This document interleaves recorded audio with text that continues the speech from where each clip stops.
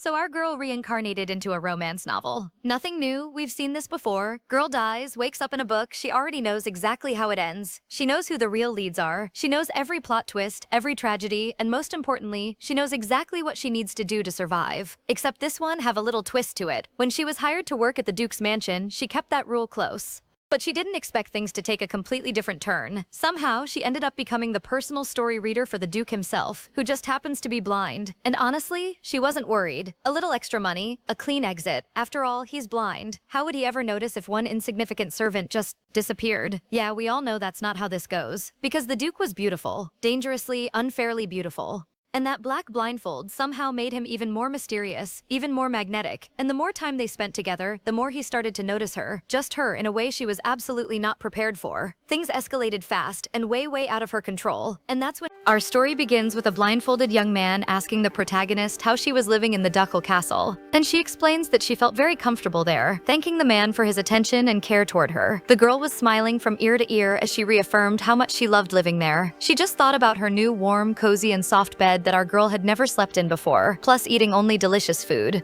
But the most important thing was that this job paid her a very high salary. For all these things, the MC was sure that the Duke's castle was the best place in the world to live. Hearing so many compliments, the boy with the black blindfold asked if it was really true. But before the MC could even respond, he bombarded her with the following proposal. "Then marry me." Her eyes widened in an instant. The girl even thought she might have misheard his words, so she asked the Duke to repeat what he had just said. But when he repeated it, it became clear that she wasn't imagining things, and he had really proposed to her. Even so, her nervousness didn't pass, and the girl began babbling about how she probably had some hearing problem, and that she probably needed to see a doctor. But before she could escape the conversation, the Duke asked her to sit down again. And so she did. It's not like she had any choice there. Still, the girl stared at him in shock. Getting engaged to a commoner, what was the Duke thinking? She even started to think he was messing with her again. Trying to lighten the mood, the MC said the Duke was being more playful than usual that day, and even offered to read today's report aloud to him, changing the subject. But of course, the Duke wasn't going to let that slide.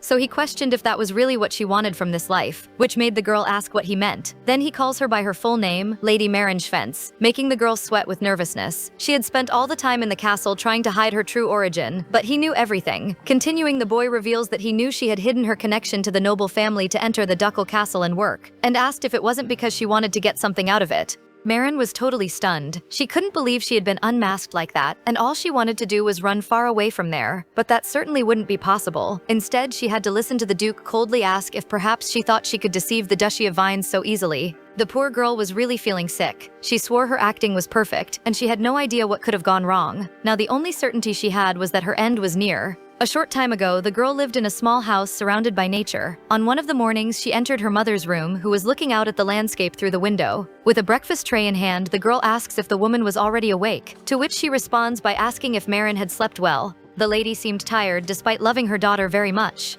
Excited, the girl held out the tray, saying she had brought delicious honey biscuits and an amazing soup for breakfast. But her mother said she would eat later, asking the young girl to worry about herself. The problem is that every day she promised to eat, but she didn't, and Marin saw her strength diminishing more and more. But the woman asked her not to worry, because she had only slept poorly and therefore had no appetite at all. Marin had to hold back her tears. She knew that if her mother continued to skip meals every time, it would be unlikely she'd survive that cold winter. Trying to help her in some way, the MC suggested reading one of her favorite books that night, since her mother always said that her daughter's voice helped her fall asleep, which lifted the lady's mood a lot. In fact, when the girl read to her, her soul became lighter, and Marin was surprised she hadn't thought of this sooner. However, a knock on the door caught Marin's attention. She quickly said she was going to see who was there, leaving the soup near her mother, and once again asking her to at least try to eat in the meantime. When she opened the door, the girl found Giorno, the landlord of the two of them. The girl greeted the man with contempt in her gaze. She definitely didn't want to see that rat, but she needed to know what brought him there.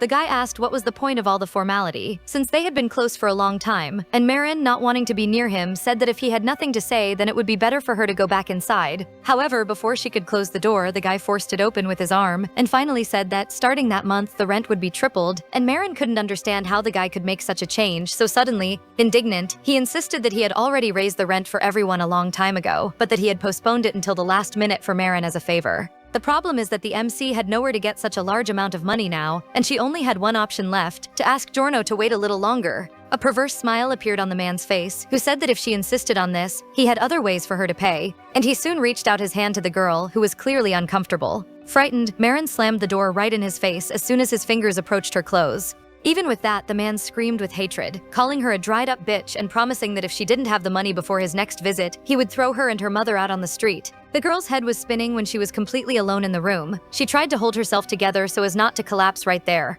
After all, winter was coming, and Marin couldn't allow her and her sick mother to be kicked out like that with nowhere to go. That's why she had to find a way to get that money as soon as possible. Opening one of her drawers, the girl came to the conclusion that she had no choice but to use something she had tried to avoid for a long time. She pulls out a stack of paper titled, "The Nightingale of the Western Duke Does Not Cry." Although it seemed like just another novel, there was something in it that only the MC knew.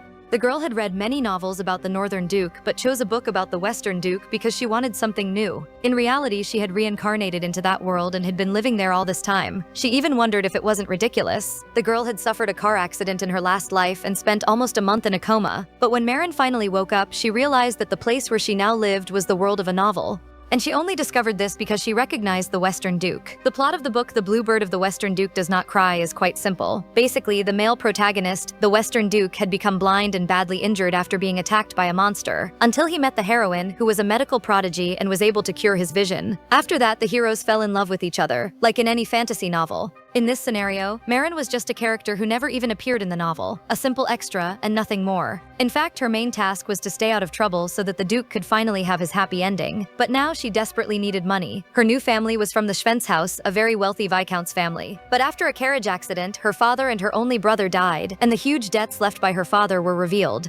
Marin didn't even have time to settle into her new incarnation before her family fell apart and financial difficulties sank her completely. After selling everything they had, the only thing left was an antique vanity that her father had given her as a gift. With her family destroyed, Marin never got to debut in high society, so her title as the daughter of a Viscount was useless. Until that moment, the MC had done everything to follow life and ignore the book's plot.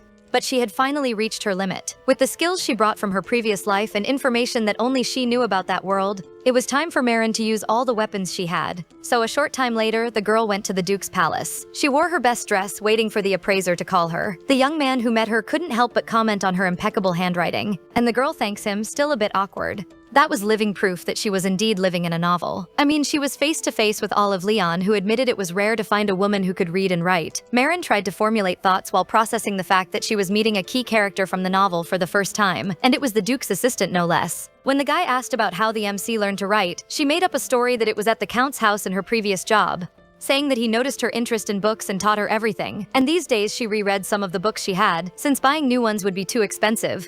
Even though her story might be convincing, our girl was still afraid of seeming too suspicious to Olive. In that world, most aristocrat daughters didn't learn to read and write. Instead, they learned to play musical instruments or to contemplate works of art. But in her past life, Marin always had her face buried in books. She was always asking her father to teach her how to write and used the rest of her time for her readings. The problem is that reading also reduced contact with the few young noble women she knew, but the time spent with books was precious and brought her a lot of joy. Olive pulls her out of her thoughts by saying that he was indeed looking for someone to help him, but that he was specifically looking for a male assistant. So much so that he had been told that a young man named Marin would come on someone's recommendation.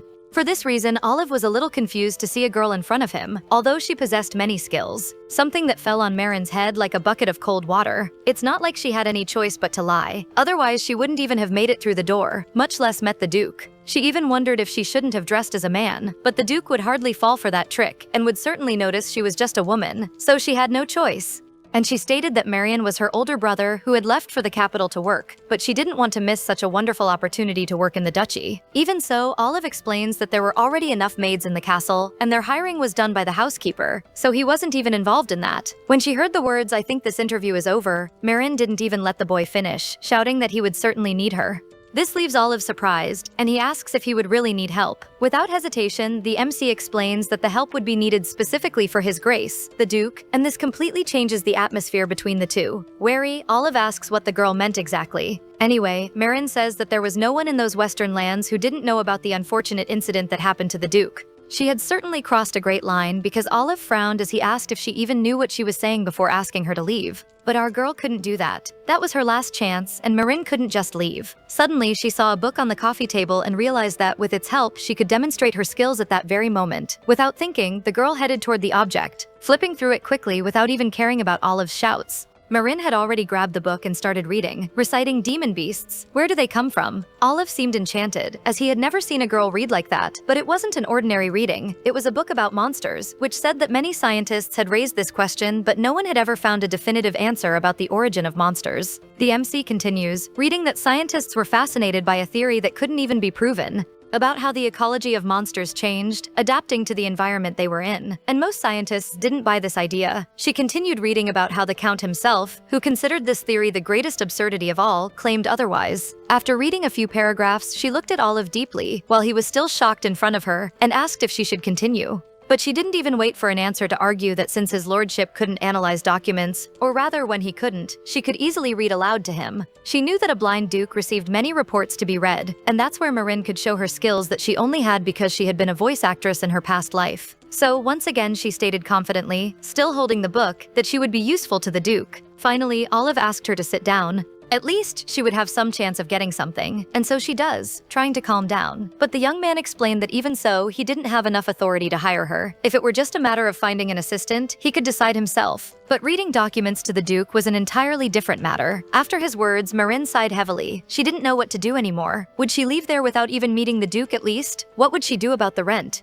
Or the money she needed to buy medicine for her mother? However, Olive noticed that she read very well, and he didn't fail to comment that it was the first time he had seen such a special talent. And to be honest, they had a lot of trouble reading documents to the Duke. Finally, he realized that it seemed Marin could solve this problem, which gave hope back to the protagonist's eyes. More excited, the girl squeezes the book and asks if what Olive meant was that she was hired, and he confirms. Smiling, the boy suggested that the two of them go directly to the Duke to give him the good news. They walked through the dark hallway of the palace in total silence, and Marin only noticed that the brightness only decreased as they walked. For a moment, the MC felt like she was in a totally lightless cave. Noticing the girl's suspicious looks, Olive said that his lordship is very sensitive to light. For this reason, if she really were to serve the Duke, he was ready to tell her about many things she should be careful about. Finally, they arrive at the boy's office, and Olive knocks on the door carefully. Inside, his lordship was at his desk in total silence, until he asked his servant to come in.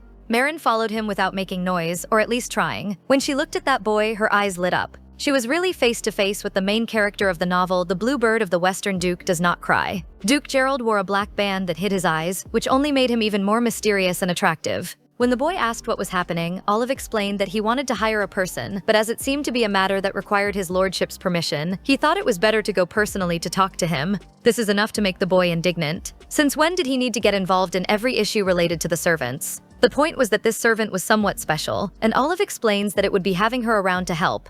Gerald responded impatiently that he had already consulted all the doctors in the Empire, but the boy explained that she wasn't a doctor at all. But he was sure she could help the Duke. He just needed a moment of his time to prove it. Pulling a sheet from his reports off the desk, then Olive asked the girl to do exactly what she had done in the living room. Marin took the sheet of paper and prepared to begin reading, even with her hands trembling with anxiety at that moment. She knew she could do it without problems, but more than that, she needed to do it. Thus, the MC began to read an urgent report about a silver mine discovered in the Neron domain, surprising the Duke with that voice. The document contained information about the results of the annual survey of his men, as well as the area where underground monsters appeared in the tunnels. The young man listened attentively to her reading, and it seemed that Marin's voice filled the entire room at that moment.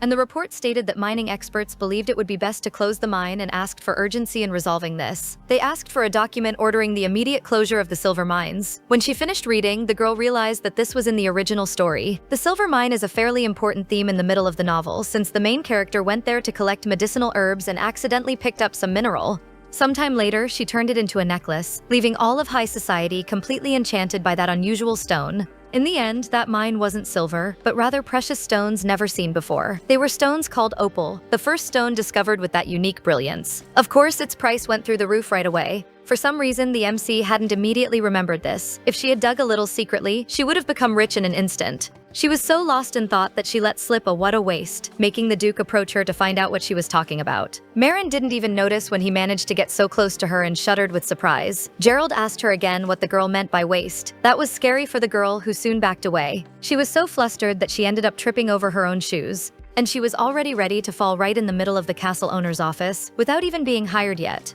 However, the Duke managed to grab her hand literally in a second, holding her quickly by the shoulders. Thanking the Duke for saving her, our girl was sweating with nervousness. She was hypnotized by that beautiful man in front of her. Of course, it was expected that the protagonist would be even more charming up close. But she also knew that this wasn't the time to be admiring his face. For some reason, he was still holding her hand and didn't seem at all ready to let go. Finally, Gerald turned to Olive and asked if he was known in the kingdom for his patience. At that moment, the heroine was so scared that she decided to appeal to the monsters, shouting in the boy's face, which took a bit of Gerald's attention, and he didn't understand why she had decided to talk about monsters at that moment. Still a bit awkward, the girl admitted to knowing that the tunnel monsters loved shiny minerals that look like precious stones, suggesting that if monsters appear frequently, then even if it's not silver, there could be other jewels there. Still holding her wrist, Gerald asked the name of that bold girl, confirming that she was indeed a commoner. Looking at her own wrist, the MC waited for him to release her hand soon, but the boy was very focused on how it was already surprising that the commoner could read. But for some reason, Marin even analyzed the reports. Pulling her hand closer, the Duke accused her of being a spy, which makes the poor girl scream, denying it desperately. That was the last thing she needed given the situation. Still, it seemed the young man was serious. There wasn't a drop of doubt on his face. He finally released Marin's hand and asked Olive to draft a temporary employment contract, at least for now. At that moment, a hopeful smile appeared on the girl's face, who thanked him immensely for the chance. She bowed before the Duke while he decided to give another order to his assistant, asking him to feed Marin, and not even Olive expected to hear that. Then Gerald explains that the MC's wrist was thin as a twig, offending the poor girl for nothing. Of course he would think that. The Duke's hands were huge. Anyone would have a childlike wrist next to him. After this unexpected meeting, the Duke was alone in his office and for the first time in a while seemed dazed. He thought about how Marin seemed to be an interesting woman. Besides, her voice didn't irritate him at all. On the contrary, Gerald couldn't even remember the last time he had heard a report and actually thought about it, and now he understood why Olive had asked so insistently. The House of Vines, which protected the Western lands, has a family secret that was passed only to the direct heir for many generations. They had eyes that could distinguish the eye color of birds flying far away, ears that could distinguish all sounds within a 50-meter radius, a tongue and a nose that could distinguish all smells and tastes, and skin capable of feeling even the lightest touch. All the senses of its members were beyond human capabilities. And Gerald von Vines was the most attentive of all the dukes. The great House of Vines, the defenders of the Western vineyards, possessed a belief incapable of being broken. And it became even more famous because of the current duke. A year ago, a monster attack deprived the Duke of his sight. Everything turned upside down in the kingdom. And as if trying to compensate for the lost vision, his other senses became even more acute. But with this, his mind began to become increasingly exhausted. Especially his hearing. They said that even the sound of an insect crawling hit his head like thunder. The girl wouldn't leave his head. He understood perfectly well that she was afraid of him, but she managed to lie even with that. The boy could hear her racing heart. He knew she was nervous, and even so, she lied. Curious, the Duke called his assistant named Kay, ordering him to find out everything about that girl, every detail of her life, as well as her origin. Kay was as mysterious as Gerald, and took care of all the boy's secret missions. On the other side of the castle, Marin was screaming, seeing that the contract Olive made established a payment of 1 gold per week as salary. This is because 1 gold was enough for her to survive an entire month. She was finally beginning to understand why they say you should become a servant of a rich master. Olive explained that she was considered a special employee, hence the high pay. Which made sense, and the girl remembered that in the original work there were people like that who worked in such elevated positions. The spies infiltrated in the eastern lands, the Duke's shadow called Kay, a blacksmith from the Dockal house called Shireen, and even an alchemist called Zero. Curious, Marin asked if in case she became a permanent employee, her salary would increase. Something Olive confirms, leaving her even more excited, while he encouraged the girl to work even harder to get the position. Without even thinking, she signed the documents, even with the boy asking her not to rush and to verify everything carefully. But the girl knew that a Dockal house wouldn't scam her like that, right? That wasn't all. The boy holds out a book to the girl, saying that since she had commented she liked to read, he'd like her to keep it. The book belonged to the Dockal library. Looking at the title, the MC realized that this was the same book she had already read once. Holding the object in her hands, she comments that the book seemed very valuable, and even asked again if it was really for her to keep. When Olive explains that they were going to throw it away anyway, our girl completely changed her expression, asking that they always give her the ones they were going to discard. Thanks to this book, the MC passed the interview and was now also receiving it as a gift. It was a true lucky book for her. After successfully getting the job, Marin returned to her mother, who waited for her until late at night, and the woman comments that the girl must be very tired from work, something the MC denies. Since she had been late getting home, she asked the lady to wait for her while she cleaned everything up so that she could finally read her book. But concern took over her head when she saw that her mother hadn't eaten again. Striking up conversation, Marin asks her mother to take a look at what she had brought. It was a basket full of delicious food, bread, sweets, meat, milk, everything that hadn't been in their house for a long time. The mother looked at her daughter in surprise, not understanding what all that meant and where she had gotten so much. She started to worry that her daughter had borrowed money from someone again because of her, but Marin soon denied it, and finally gave the good news. She had gotten a job at the ducal house, and the woman immediately realized that the daughter was referring to the famous Vines family. The young girl was smiling as she said that it was the same Western house of the Duke, and that as a welcome gift they had given her a basket of food. Without holding back her tears, the mother was super happy.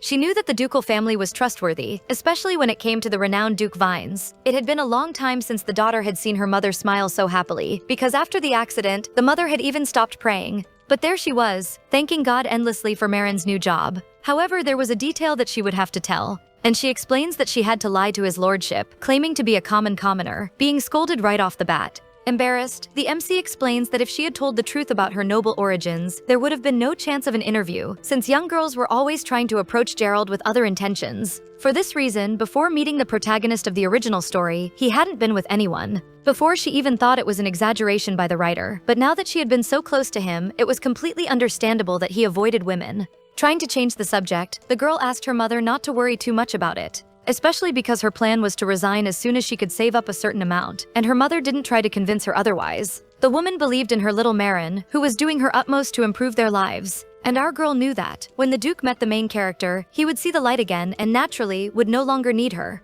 The last thing the protagonist wanted was to get involved in the events of the original novel or get into trouble. She just needed money to live in peace with her mother.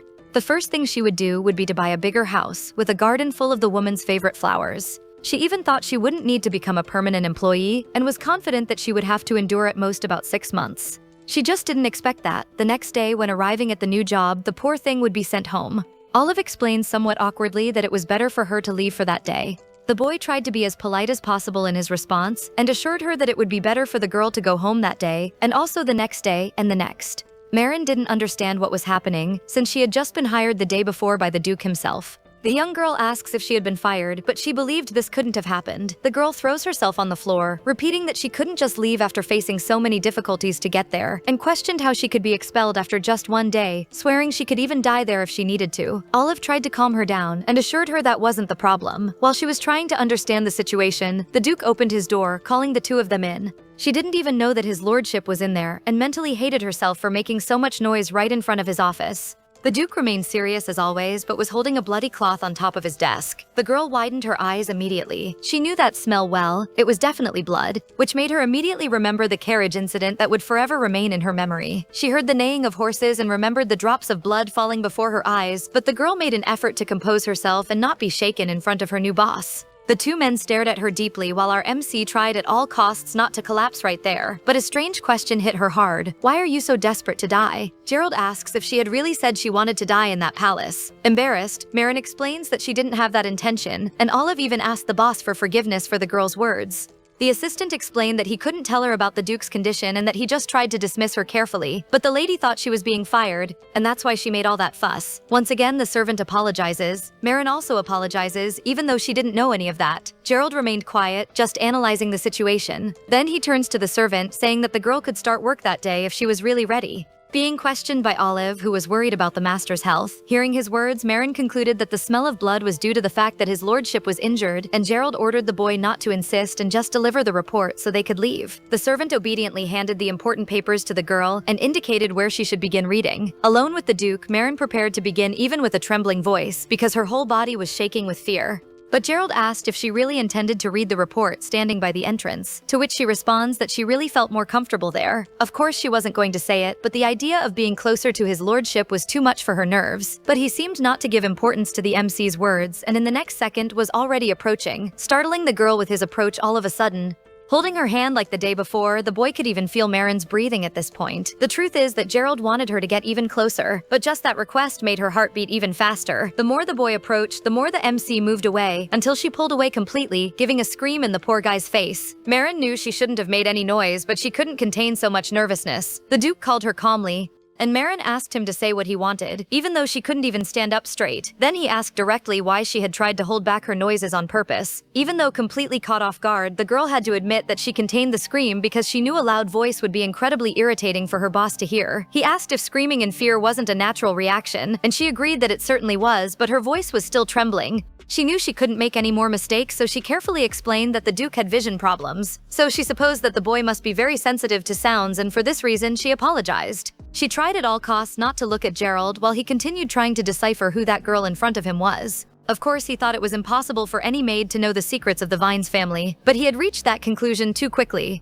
Trying to end the subject, he comments that it was a good analysis, making Marin a little less tense. That's when the light from outside invaded the room through a crack opened by the curtain, making the girl find it strange since everything there usually stayed closed, and Gerald's silhouette shone like never before. It was incredible how he became even more handsome in the light. However, when Marin managed to look properly, she noticed something strange on the boy's ear. They were bloodstains which couldn't be confused with anything, and they were clearly visible through the black mask. Marin was a little scared, but she gathered courage and decided to ask what was happening with him. The girl stuttered as she said that there was blood coming out of his ear, and wondered if that's where the Duke was injured. But if the smell of blood was so strong, how serious could the injury be? But the boy just answered that it was nothing. Still, our girl insisted that the wound needed to be treated quickly, but the guy explained that it would heal in a day, but the way he said it made the girl even more curious. What did he mean by that? She remembered Olive's words about the Duke not treating his wounds as if they were nothing, and reinforced that he had to find out the reason for the bleeding. Looking at it like that, the two were very alike, but Gerald insisted that he already knew the reason for the blood, so the matter didn't matter to him, and this surprises Marin a bit. Finally, he revealed to his new employee that they had pierced his ear, which is enough to throw the girl off her axis, making her question who could have done that, hoping the Duke would be sincere. Luckily, or unluckily for her, he was, and admitted that he himself was the one who committed this atrocity. How could Gerald have pierced his own ear? Could he have done this because the sounds he heard were too unbearable? She even thought that, if even a small knife cut on the finger already hurts, how unbearable must the situation have been for him to reach this point? During all that time, the heroine had been deeply mistaken. In the end, Duke Gerald, like her mother, wasn't just a novel character. In fact, he was a living person, capable of feeling pain, but for some reason, she had treated his suffering as if it were nothing. Now, Marin even felt ashamed for having treated his pain as if it were just information from any novel, and she thought how terrifying and dark it must have been for the Duke when he lost his sight and stopped being the same person as before. The silence between the two was broken when Gerald questioned why. Tears appeared in Marin's eyes, who tried not to show her feelings. But the Duke had very acute senses, so he asked why she was crying after hearing the information about the wound. Before she could think of an answer, Olive entered the office holding important reports and quickly greeted the two. He explained that those new documents needed urgent verification and asked Marin to take charge of the important papers as well as the other reports, something the girl readily accepts. She had been saved by the bell. She knew that her job there was the most important, so she was ready to dive into reports and more reports. With a soft voice, she read the entire document, highlighting the most relevant details like the great voice actress she had been in her past life. When the reading of the report finally ended, the girl was already saying goodbye, stating that she would return when the next one came up, and wishing his lordship a good rest. But at the moment she prepared to leave, Gerald grabbed her fragile wrist again, preventing her from leaving the office. The first thing that came out of his mouth was a comment about the poor girl's wrist looking like a twig, which left her somewhat uncomfortable. Stressed, she states that comparing a person's wrist to a branch was an exaggeration, but he ordered her to gain more weight from then on. And he also added that after she managed to gain a few pounds, she should look for him for a checkup. The Duke's words sounded very strange, and the heroine still couldn't believe he was forcing her to eat to gain weight, but she just accepted. She just needed to get out of there fast. Without understanding the reason for such a request, Marin prepared to leave the office, wondering if the other assistants also had to do these weird checkups. As soon as the door closed, leaving Gerald alone with his thoughts, the boy concluded, again, that that woman was very peculiar. I mean, he was sure she feared him, but at the same time, she had cried because of his wound. Without hiding her sincerity, Kay had already prepared an investigation, and according to it, the real identity of Lady Marin Schwenz was that of the daughter of a viscount. And now, he knew that, after the death of the head of the family and the eldest son in a carriage accident, she was ruined. She lived in a tumble-down cabin, taking care of her sick mother, and had no husband or suitor. Apparently, she was just a woman with no secrets or anything special, but who, for some reason, wasn't afraid to get close to him. The Duke already considered the MC someone unpredictable, and this was too dangerous for anyone. While she walked through the corridors, still thinking about what the Duke had said about her arms, the boy smiled to himself in his room. He knew he was entering a dangerous game, but he was too interested to leave. Sometime later, Olive led the girl to her new office, which was incredibly spacious and elegant, and explained that besides the time of the report to the Duke, she would need to help him with the work there and would even have her own desk. The desk was very fancy, and just the thought of using new furniture after so long made Marin's heart race. She stared at the desk with unusual joy. Taking advantage that the two were alone, she decided to ask if there would be no problem in leaving Gerald's wound as it was. But Olive confessed that he had also been worried about that for a long time. He said he wished the Duke would receive treatment, but that his lordship really didn't like anything touching his body. Still, the MC warned that the wound could become inflamed. something the boy agrees with, even commenting that he slept poorly and that recovery would be even slower because of it. The girl had no idea he couldn't sleep peacefully. There was nothing in the novel about the Duke's sleep disorders that she could remember, and the girl thought maybe it was because of the increased intensity of his other senses after the loss of his vision. So, if he used something to improve, his vision could return and everything would change in his life. But she banished her thoughts, because she knew it was the main character's duty to help the protagonist recover his vision, and that she shouldn't interfere with that. However, she suggested to Olive that he serve a little hot wine to the boy, explaining that her mother always drank that when she couldn't sleep. Olive questioned the suggestion, having never heard that a hot alcoholic beverage could really help to relax and sleep peacefully.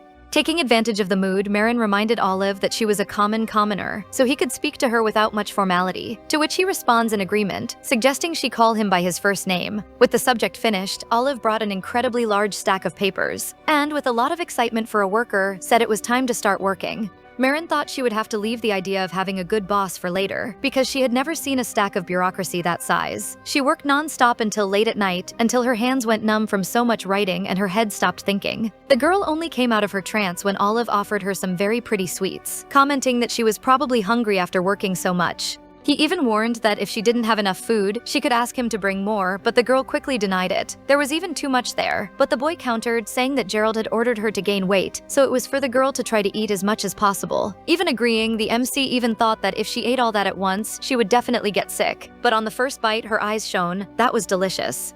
She couldn't help but think of her mother, and then asked Olive to take some cake home, apologizing for asking again because he had already shared food with her. But this wasn't a problem, and Olive agreed and warned that he would certainly tell the kitchen to pack a treat for her to take home. The sound of a male cough invaded the office. It was the butler, whom the girl didn't yet know, and Olive asked him to come in. His name was Sebas, a serious man the size of a wardrobe. Or at least that's what he looked like, because his face soon lit up with a friendly smile. The butler's grandson had recently gotten married, and Olive asked if everything had gone well at the ceremony, to which he responds that yes, it just went by very quickly. In the story, the gentleman was a fervent admirer of the Duke. He was even the commander of Gerald's knights. When they asked why he had gone there, Sebas explained that he wanted to know if he could personally express his gratitude to His Grace, the Duke. However, Olive admitted that this was unlikely to happen that day, breaking the boy's expectations. The girl watched everything in silence. Apparently, Olive had a lot of authority, since the servants had to ask permission to see the Duke directly from him. That's when the servant realized he hadn't yet introduced the MC, saying that she was his assistant, Marin. And he also explained that the girl had become a special employee who reported to the Duke directly, and finally introduced the butler to her. Sebas smiled, happy to meet the girl, and asked her to call him Steward Sebas. With the two introduced, the servant didn't hide the fact that Marin's reporting skills were so excellent that even the Duke was satisfied, which left Sebas incredibly surprised. An awkward smile appeared on the heroine's face. It wasn't every day that they heard her boss loved listening while she read endless reports. The butler suddenly grabbed the protagonist's hand and stated that if even the Duke liked her, she must be someone really impressive, adding that if the girl needed anything in the future, she could always count on him. The girl thanks him still a bit awkwardly. After all, that gentleman was full of energy. But she knew more than ever that she needed to be careful so that her lie wouldn't be discovered, because if the Duke's admirers found out the truth, she would be done for good. When night finally fell over the castle, Gerald remained pensive in his office, until someone opened the door calling him. It was Olive, who had gone there to check on the master's state, and was surprised to see him awake. For this reason, he insisted that he needed to sleep that day, since several days had passed without rest, which could affect his health. Following Marin's advice, he brought hot wine. Of course, Gerald immediately sensed the aroma of the drink and asked if the servant really thought that would help him fall asleep. The boy didn't hide that he had decided to bring the hot wine on Marin's recommendation, which left the Duke a little surprised. After all, she was just a temporary employee. But while serving the drink, Olive explained that the MC told him that her mother drank wine when she couldn't sleep. When the boy questioned where she was, the servant said the girl had left the workplace a long time ago, since it was late. The Duke still hadn't even drunk, just held the glass suspiciously. Taking advantage that the two were alone, Olive commented that regarding Miss Marin, the fact that she could read and that her mother drank wine was somewhat strange. Even the way she held the teacup denounced her noble origin, and the assistant noted that she didn't seem to be a commoner at all. Since the Duke had already discovered that the girl was the daughter of a bankrupt viscount, he decided to share with Olive, who soon suggested that maybe her goal was just money and that her situation must be truly desperate, since she even falsified her resume. But who knows? She was a woman everyone liked without effort. That's exactly why Gerald was haunted by the thought that she possessed genuine spy abilities. Taking a small sip of the hot wine, the boy felt relaxed. He hadn't drunk in a long time and commented that it wasn't so bad.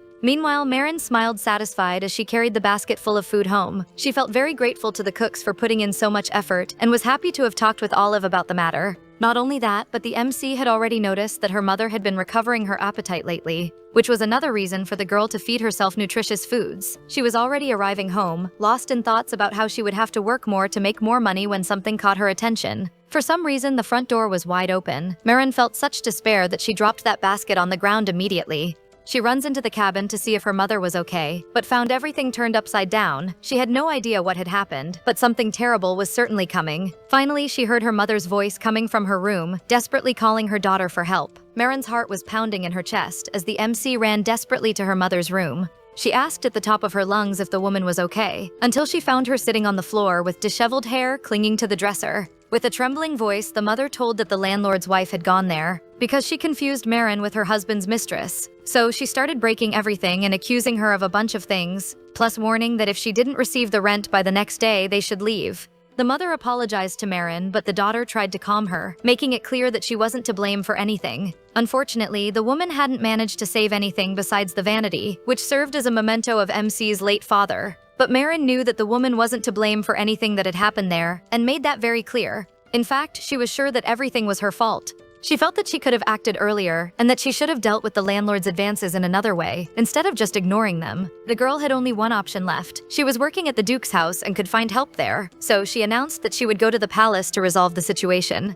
It was already late at night when Marin appeared at the gate of the Duke's mansion, worried about whether anyone would let her in. The guards approached immediately, asking who she was. The girl identified herself and said she worked for Mr. Olive and needed to see him urgently. One of the knights was surprised to learn that the girl worked for the master's assistant, since this was the first time they had seen her. For this reason, he asked his partner Ubis if he knew that woman who claimed to work for Olive himself. The young man looked at the girl carefully, trying to see if he recognized her. But he really had no idea who Marin was. They started chatting among themselves to find out if they at least knew who Olive was, but Ubis had no idea what the servant looked like. Basically, they didn't know anything around there. Out of nowhere, the redhead ran from the conversation, having to hear his friend shouting for him to come back. Embarrassed, the boy apologizes to the MC, explaining that his companion was still very young, and decided that he himself would check everything before giving an answer about her entry. When she finally got in, our girl had to wait anxiously in the living room. Fortunately, the butler confirmed her identity and asked immediately if she wanted to meet with Olive, which left the girl relieved.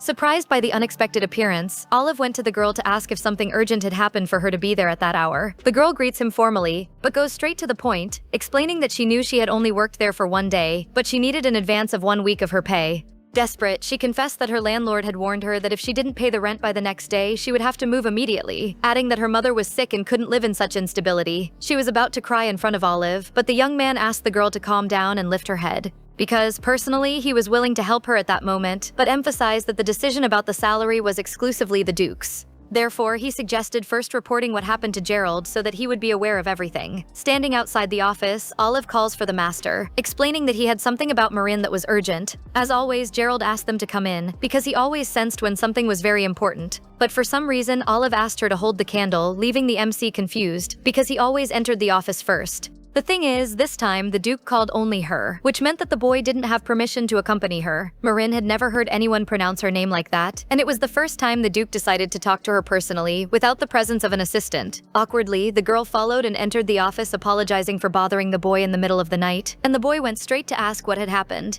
The girl felt super embarrassed, apologizing for causing problems for her new boss before asking if she could receive her salary advanced by 1 week. Gerald remained silent for a moment, without responding, as if he were evaluating the situation to understand if he had heard correctly, until the boy questioned why he should grant this request, since he would have no guarantee she would continue there. She had no way of giving him anything in return. That was the truth. And it was precisely this that threw the girl off her axis for good. Marin's eyes widened, and she wonders what to say. After all, what could someone like her without a penny in her pocket do for the Duke? Luckily, her gaze fell on the glass of red wine, and she had a thought. She had remembered that she was the one who recommended this method to Olive. Therefore, without hesitation, the girl declared that she would put the boy to sleep and that this would be the best help for him.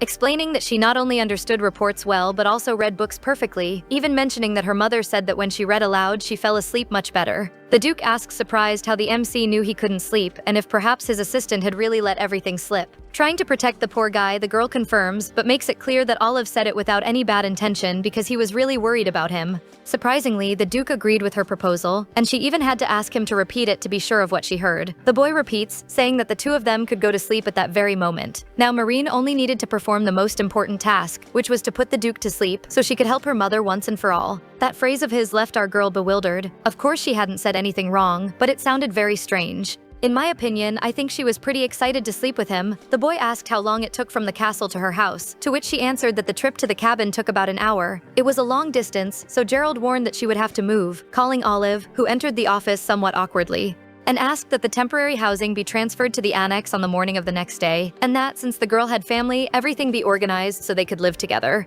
This meant that Marin could now live in the ducal castle with her mother, which left her euphoric inside. In addition, the master ordered that the advance be paid right at that moment, which made the MC marveled because she had not only resolved the money, but also her permanent housing. Emotional, the girl calls his lordship, and thanks him immensely for the help. Her eyes were brighter than ever. With this resolved, Olive invited the girl to return to the office to discuss the details and particularities of the move, leaving Gerald alone again with his thoughts. Reading books to fall asleep, that's all he needed. Now Marin would play the role of a nanny. The boy was intrigued about what was going on in her little head, but he knew that since the girl would now live in his castle, he would soon be able to discover all her secrets. Olive provided the girl with the best horse available that night, and Marin even thanked the animal with caresses while calling her a good girl. The mother came out to meet her daughter with slow, worried steps. She asks how the trip to the castle was and whose horse that was, but the MC was more worried about her mother catching a chill and explained that since it was late, the people there offered the horse for her to return safely. But this didn't matter. Marin had good news, declaring that she and her mother were going to move, but she couldn't finish the sentence because the woman was already desperate, since she was sure they had nowhere to go and wanted to figure something out on her own. But the girl interrupted her, holding her carefully before saying that the Duke gave them an annex for servants so they could live there together, adding that the very next day they would send a carriage so the mother could travel comfortably and also transport all her things. The lady could hardly believe it. She was incredibly grateful to Duke Vines, who revealed himself to be a true protector of all the people of the West by helping Marin without thinking twice. The daughter hadn't seen her mother smile happily in a long time, and the lady couldn't even imagine how to repay such a favor. Our girl was very relieved because she never thought the day would come when they would finally leave that terrible cabin, but it had finally arrived. The next morning, the birds sang happily, but suddenly they were scared away by someone yelling for another person to hurry up. It was the landlord of Marin and her mother's cabin, hearing screams and more screams from his wife saying that at this rate she would never collect all the money she needed. Tired, the man insisted that his wife knew their situation perfectly and questioned how they would get that money in just one day, to which she responded indignantly that she wasn't going to fetch the money, but rather pull out that girl's hair, because doing it just to her mother's wouldn't be enough to satisfy her. Even so, Giorno insists that no one would want to live in a hole like that, and that, if they left, they would hardly find new tenants for that ruined cabin. This provokes deep hatred in the woman, who screams asking who he thought she was doing this for, stating that this was because of the affair he had with Marin, even though he said otherwise. The wife still thought Giorno was trying to defend Marin even after everything, despite him denying it several times, until he found a perfect opportunity to escape. When he saw that Marin was standing in front of the house, the guy shouted for his wife to see. It was no coincidence that Marin was waiting for them. And this puts a perverse smile on the woman's face, who says that the girl looked ready to have her hair pulled out at that moment. The landlord and his wife approached the girl, who really looked like a fragile twig compared to the two of them. Giorno's wife was sure the girl had already prepared all the money, but for some reason Marin didn't seem at all friendly. She throws on the ground a black bag with silver coins, which should certainly be enough to pay the rent. The man couldn't believe that she had managed such a large amount, and his wife was sure that there was only one way to get all of that in just one night, stating that it was obvious that the girl had used her own body to make this money, but Marin wasn't going to take anything silently. Then the girl slapped that stupid woman with all her strength, right on the face, releasing all her anger. The lady certainly didn't expect to be hit by a brat like the MC, and was indignant, asking if that girl had gone completely crazy. But this didn't matter. What Marin wanted to know was how the woman dared to raise her hand against her own mother, who had been sick for a long time. That seemed to be news to Giorno too, who questioned what she was talking about. Now it was finally Marin's turn to deal with that useless man, hitting him in the face with all her strength. Before he could even react, the girl made it clear that he had always been the problem there, and the MC asked if he really thought she wouldn't find out who Giorno was cheating on his wife with. And the mention of the name Wendy was enough for the boy to widen his eyes. He had been caught. The wife looked furiously at her husband, saying she didn't understand what that name had to do with the situation, because Wendy herself had said he was cheating on her with Marin. Even being caught, the boy tried to deny his affair at all costs. Totally enraged, the woman grabs him by the hair upon learning of her husband's infidelity, who had just called the mistress beautiful and perfect right in front of her. Of course, the landlord's hatred fell on Marin, since it was only thanks to her that his wife was able to discover the name of his real mistress. While the wife pulled his hair and continued to shout, Giorno tried to advance on the girl who had been the cause of all that, but his hand was abruptly stopped by a third person who soon asked what was happening. It was Sebas, who was fully aware that this didn't look like a simple marital fight at all. The mayor and his wife were shocked, realizing that the man in front of them wasn't a common person. Sebas sighs, tired of all that confusion. He greets Marin formally with a smile on his face. And a super luxurious carriage, white as snow and with golden details, approached. Finally, the butler announced that he had come personally to pick up the girl and her mother.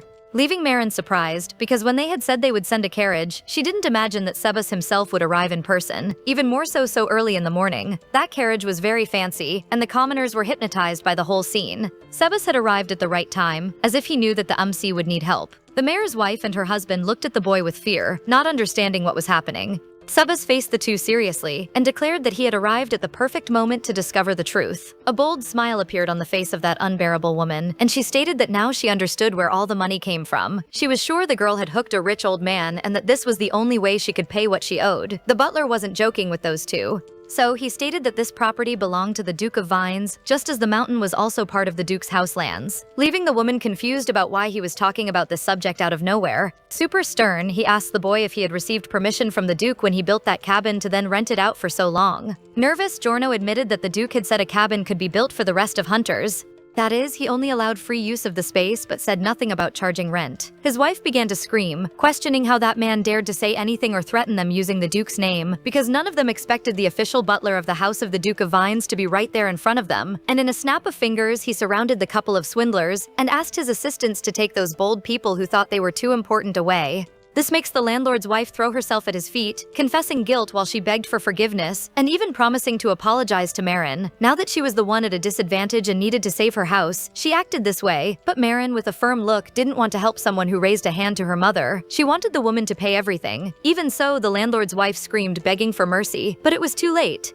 With this resolved, the butler asked Marin since when she knew the rent couldn't be charged in those parts, and the young girl reveals that she had known everything from the beginning, but during all this time she had paid the rent properly just to ensure a roof over her head, explaining that it was impossible to find a cheaper place than that, so she didn't want to complain or denounce. But everything changed when they hit her mother, that she would never endure silently. She couldn't forgive them for having touched her mother, and it was even satisfying to see the boy and his wife being taken away by the Duke's assistants. With this resolved, the girl thought it was good form to introduce her mother and Sebas formally. Soon the woman came out to greet the butler and made a polite curtsy, introducing herself as Roanna. He was surprised by the way she bowed, thinking that the assistant was probably right. Those women didn't seem at all like common people. Sebas imagined that this meant the Duke knew about Marin's lie, but he still kept her around for some reason he hoped to discover soon. The only thing left for them was an antique vanity, which was already being taken away by the Duke's assistants. Finally, Marin asked her mother to enter the carriage, while she herself decided to go on the horse she had taken the night before, promising to be careful. The butler had already heard about the horse from the assistant, and Marin asked him to take care of her mother during the trip. Marin was sure the butler would take good care of Roanna, and watched the two leave with a smile on her face. Now she was sure she would never go back to that place. She and her mother would have a much better life. Olive welcomed them with a radiant smile, showing Marin the new room and asking if she had liked it. According to him, that was the room that received the best sunlight, a special room that the Duke had reserved for Marin and her mother. Roanna could hardly believe that this was a servant's room, and the MC had to agree that it didn't look like one at all.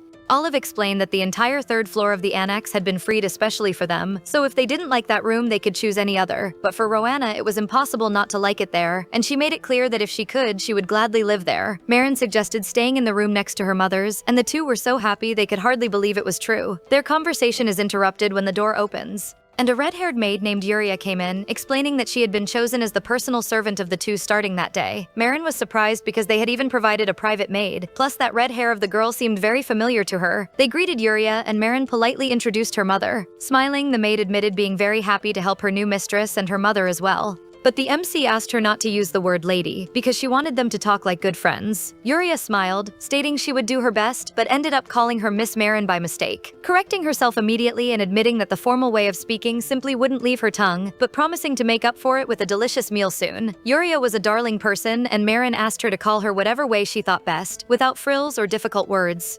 After putting everything on the table, the maid warned that as soon as they finished, she just had to leave the dishes on the table, and she would come to clean them quickly. Besides, if the girl needed anything, she just had to ring the bell next to the table at any time, and she would come running. With that, Olive also took his leave. As soon as mother and daughter sat down at the luxurious table, the smile didn't leave their faces. Everything looked very tasty.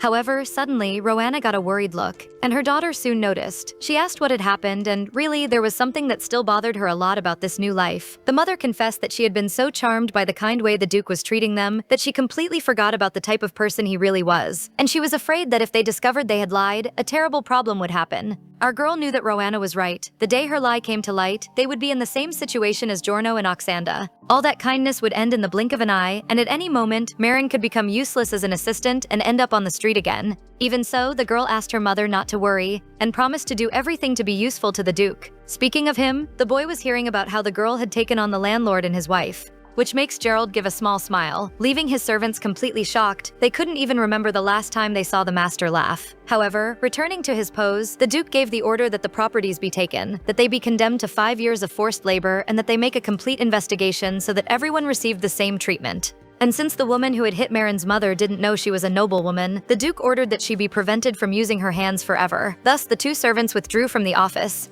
leaving the boy alone again. It seemed that every time he managed to relax a little, his senses exploded over something. His head seemed about to burst, and even his own sounds became an arrow that exploded in his ears. Even when he bit his lips to contain the moans, the taste of blood already made him sick. Lost in thought, the Duke realized he couldn't even remember the last time he had slept. He even wondered if it made sense to endure all that. Honestly, maybe it would be better to just die. It would certainly be easier. However, Marin's words came to his mind like a light. The girl had promised to help him fall asleep. Still, Gerald didn't know if she could really do that, since it was something no one had been able to do before. And even if she could, considering that terrible pain seemed to be bursting his head, he needed the girl to do it before he went mad. That day, Marin entered a luxurious library for the first time and had no idea so many books existed in one place. She was so enchanted she didn't contain her joy and exclaimed that it was incredible. The library was huge and fancy, as expected from the Vine's house, and her heart raced with the smell of old paper and leather she hadn't smelled in a long time. But it wasn't time to lose focus. She needed to choose a book to read to the Duke quickly. Just thinking that if she helped him sleep, she would earn a whole gold coin was already exciting.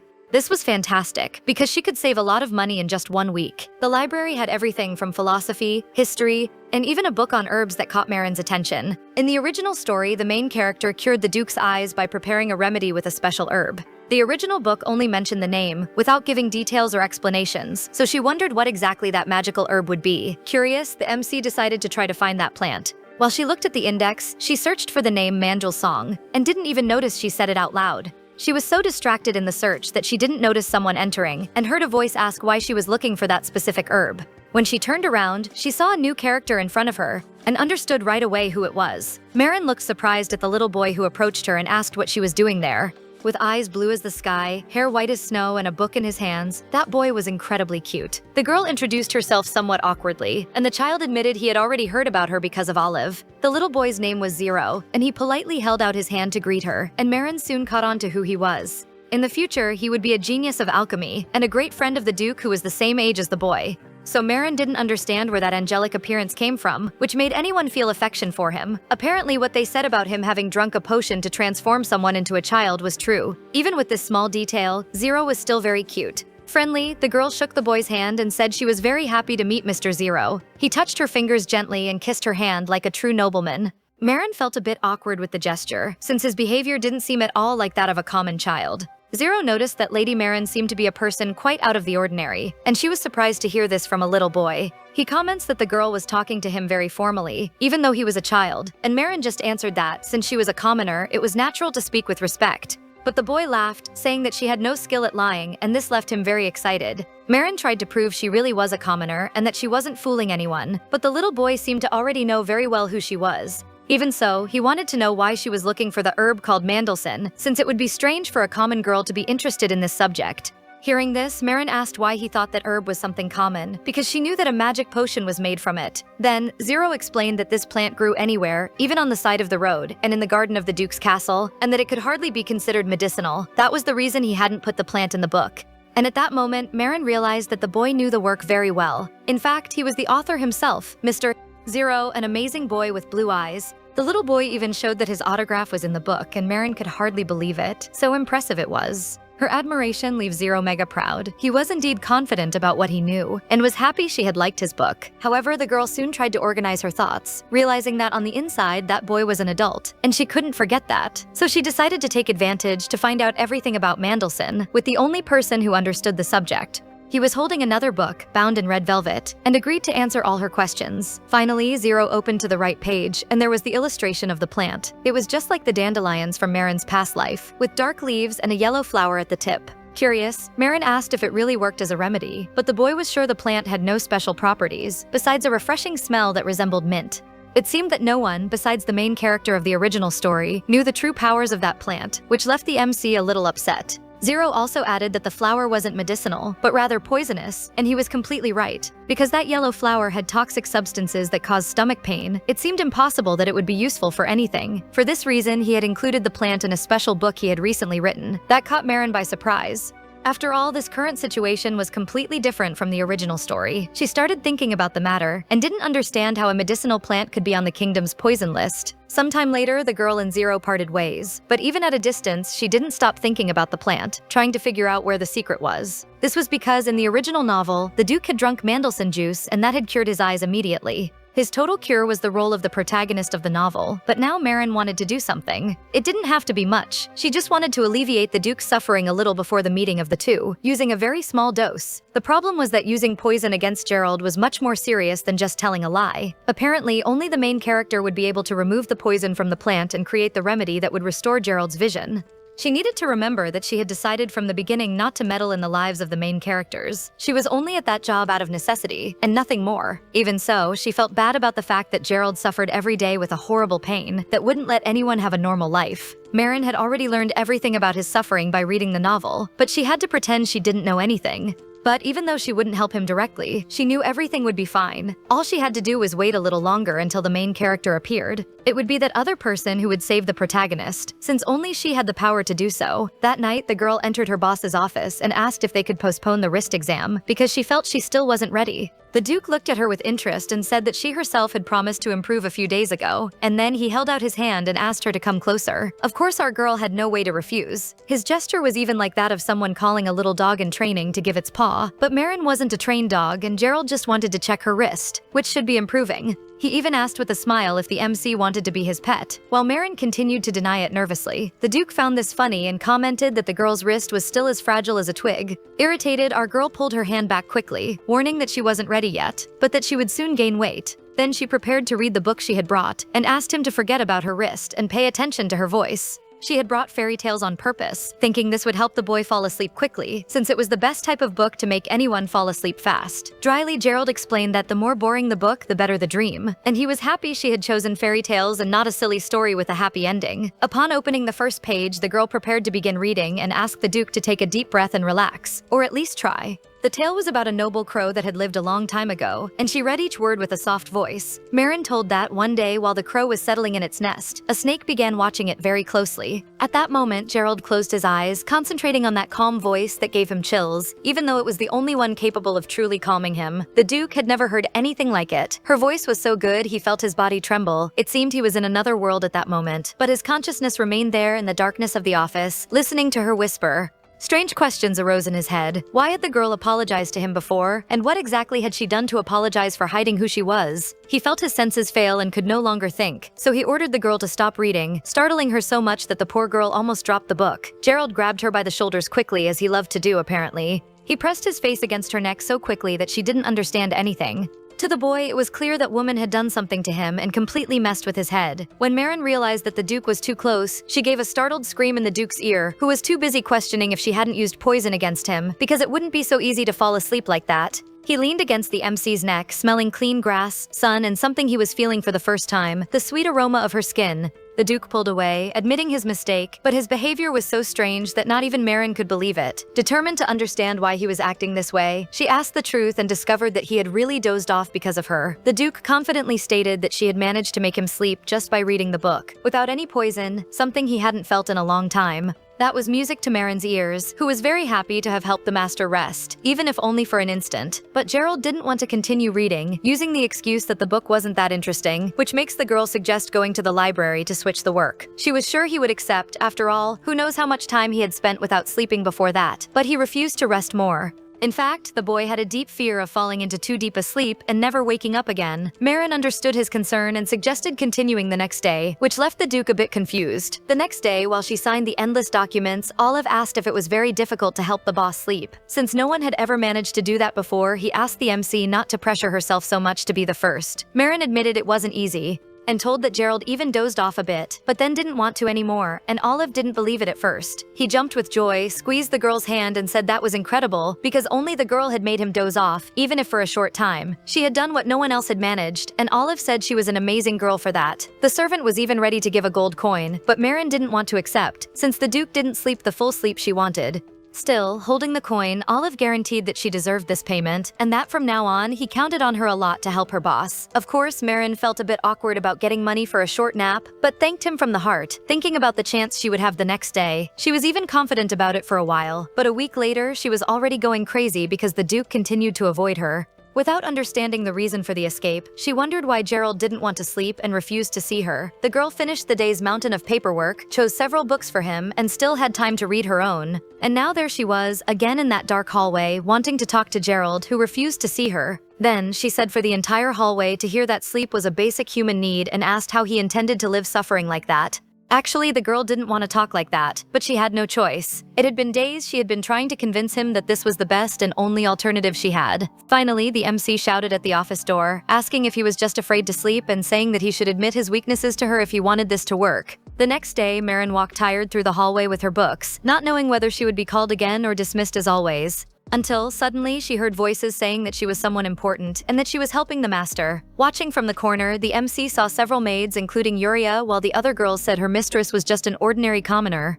But Yuria defended Marin willingly while the others laughed and didn't take her seriously. They surrounded the maid and said they knew the truth about Marin. They knew she had only gone to the palace to sell her own body, and that she would never really help the master. They also spoke ill of her mother, saying she was arrogant and tried to look like a noble. This really bothered our girl. Yuria tried to protect the two at any cost, but the three maids went after her, with the worst possible intentions. One of them shouted that the orphan had dared to raise her voice to them, and that she needed a lesson. But when she raised her hand to hit Yuria, a book flew and hit her right in the back. The woman, furious and in pain, turned to see who had thrown the object. It was Marin, who irritatedly asked how they had the courage to raise their hand to someone, especially a co-worker.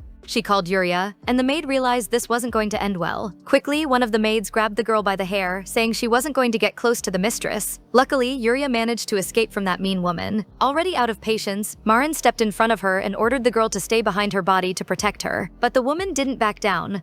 In fact, she called Marin a tramp, asking how she dared to feel important and questioning if she thought she was important there, just because the Duke had given her a caress. The maid clearly wasn't in the mood for conversation and just wanted to teach the newly arrived employees a lesson. Fearing the worst, Yuria begged Marin not to get involved, promising she would resolve everything alone. But our girl wasn't going to allow her to be treated like that.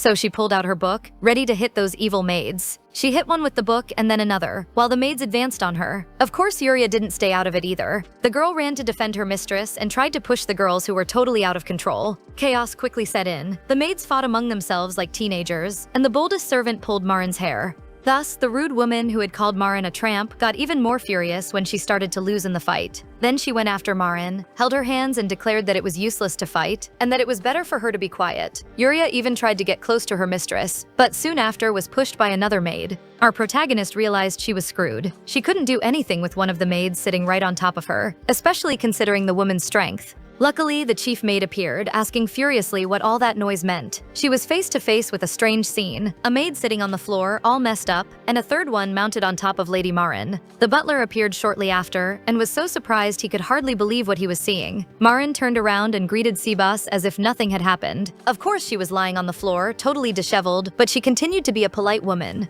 Nervous, he pushed all the maids away with one hand, and the first thing he did was ask the MC to stand up as quickly as possible. The chief maid asked Yuria what had happened and why they had caused so much confusion, to which she responded explaining that the other maids called Mrs. Marin and her mother tramps and that she simply couldn't let it slide. Everyone there knew that the maids should behave in silence, and the butler watched all that without understanding anything.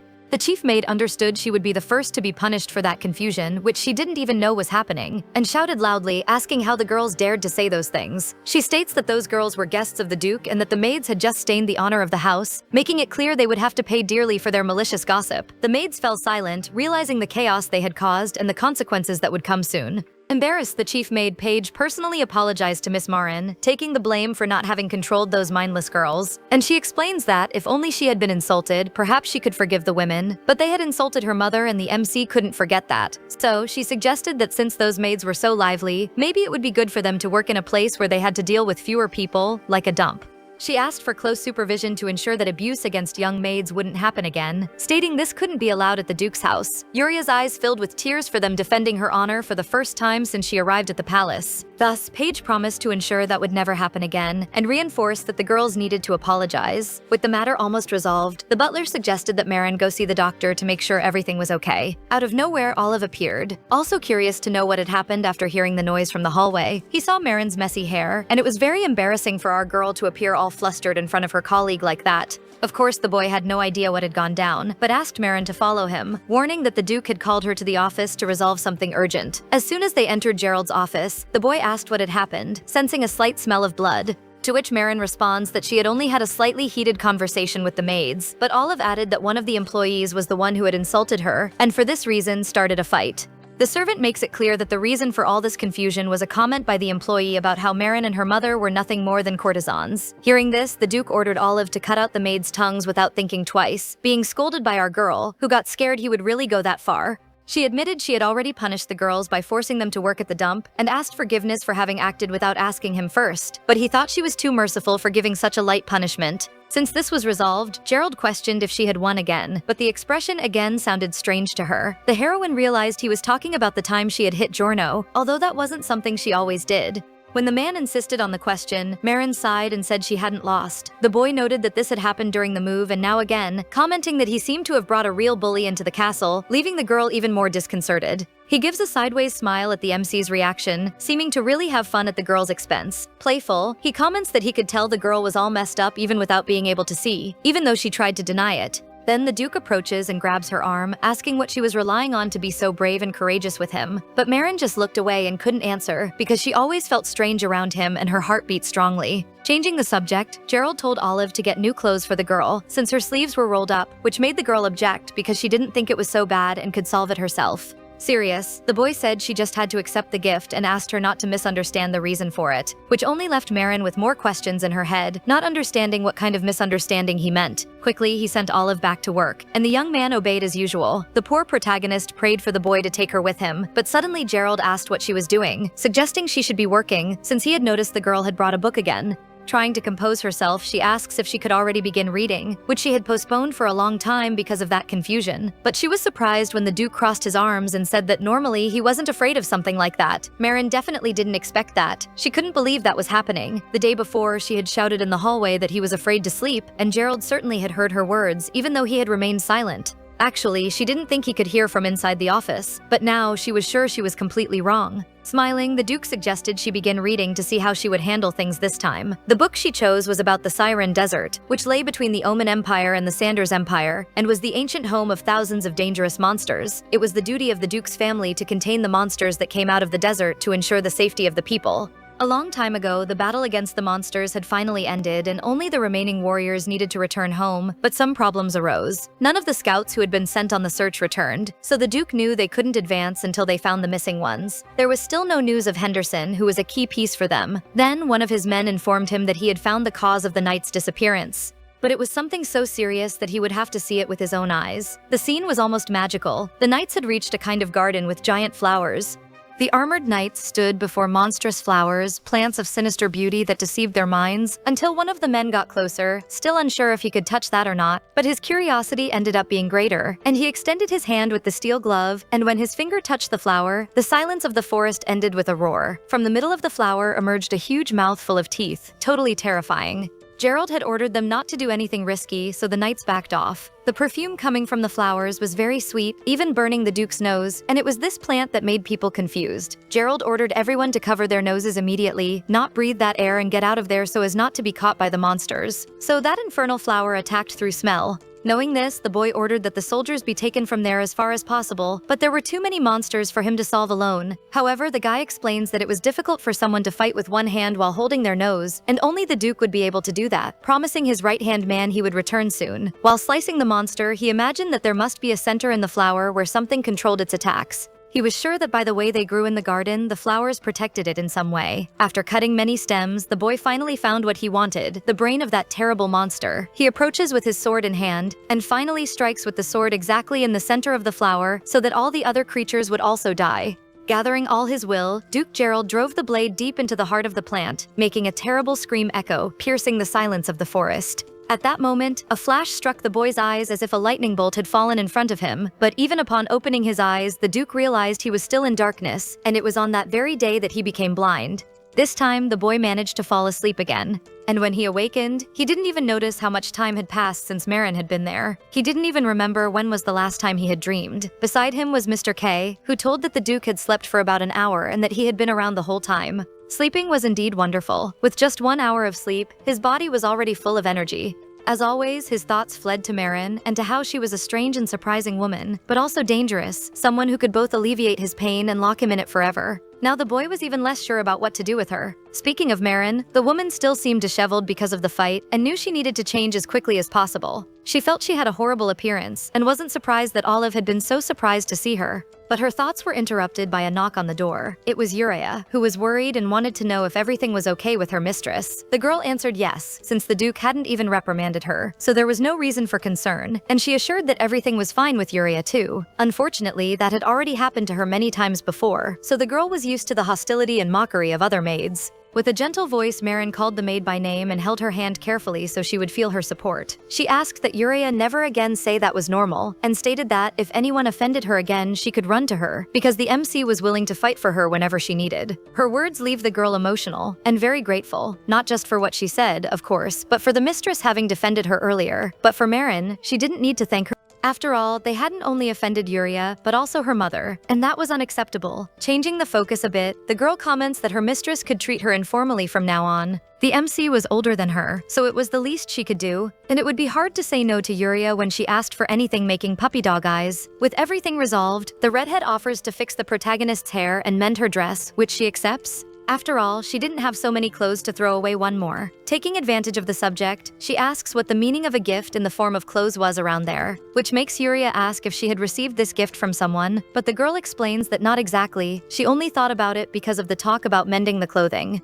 The maid thought for a moment and answered that, in the West, this really had a special meaning. It was said that the person who gives the gift wishes to possess the one who receives it. She explained that lovers usually give gifts with exactly that meaning, signifying the desire of possession. Hearing this, Marin was shocked and didn't know how to react to the maid's words. It can't be that Gerald saw her this way, right? Shortly after, Olive asked Marin and her mother to go to the visiting room, but she had no idea about the reason for the call. A very elegant woman greeted the two, and curious, the MC asked who she was, to which the girl responds, introducing herself as Edra Smul, a stylist from a dress shop called Blora, and she was there to make 2 dresses for the ladies. In the original story, Edra was the personal stylist of the main character.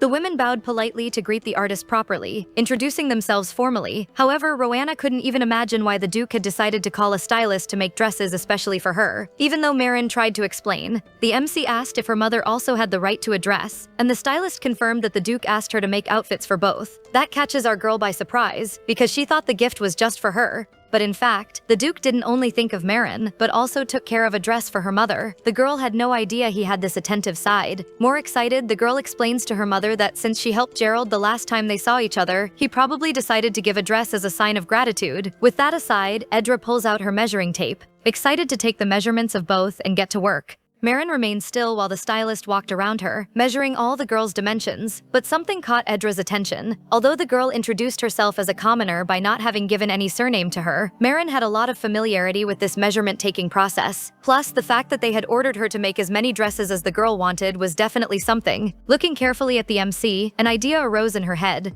Maybe that would turn into an order for a wedding dress, noting that it wasn't for nothing they had asked her to start with the underwear. In that case, she couldn't miss the chance. If she sewed the dress for the future Duchess, the fame of her atelier, which had been in decline, would spread again. The stylist decided to prove her worth with the best possible outfit, because if there were many clients and orders, she would become filthy rich. After all the measurements were taken, Edra suggested that Marin and her mother look at the catalog to choose a suitable model. Since the MC's mother wanted a winter dress, Edra recommended a high-collar design made of thick wool. Already for Marin, she suggested something in pastel colors, stating they suited her well, and recommended the second model in baby blue.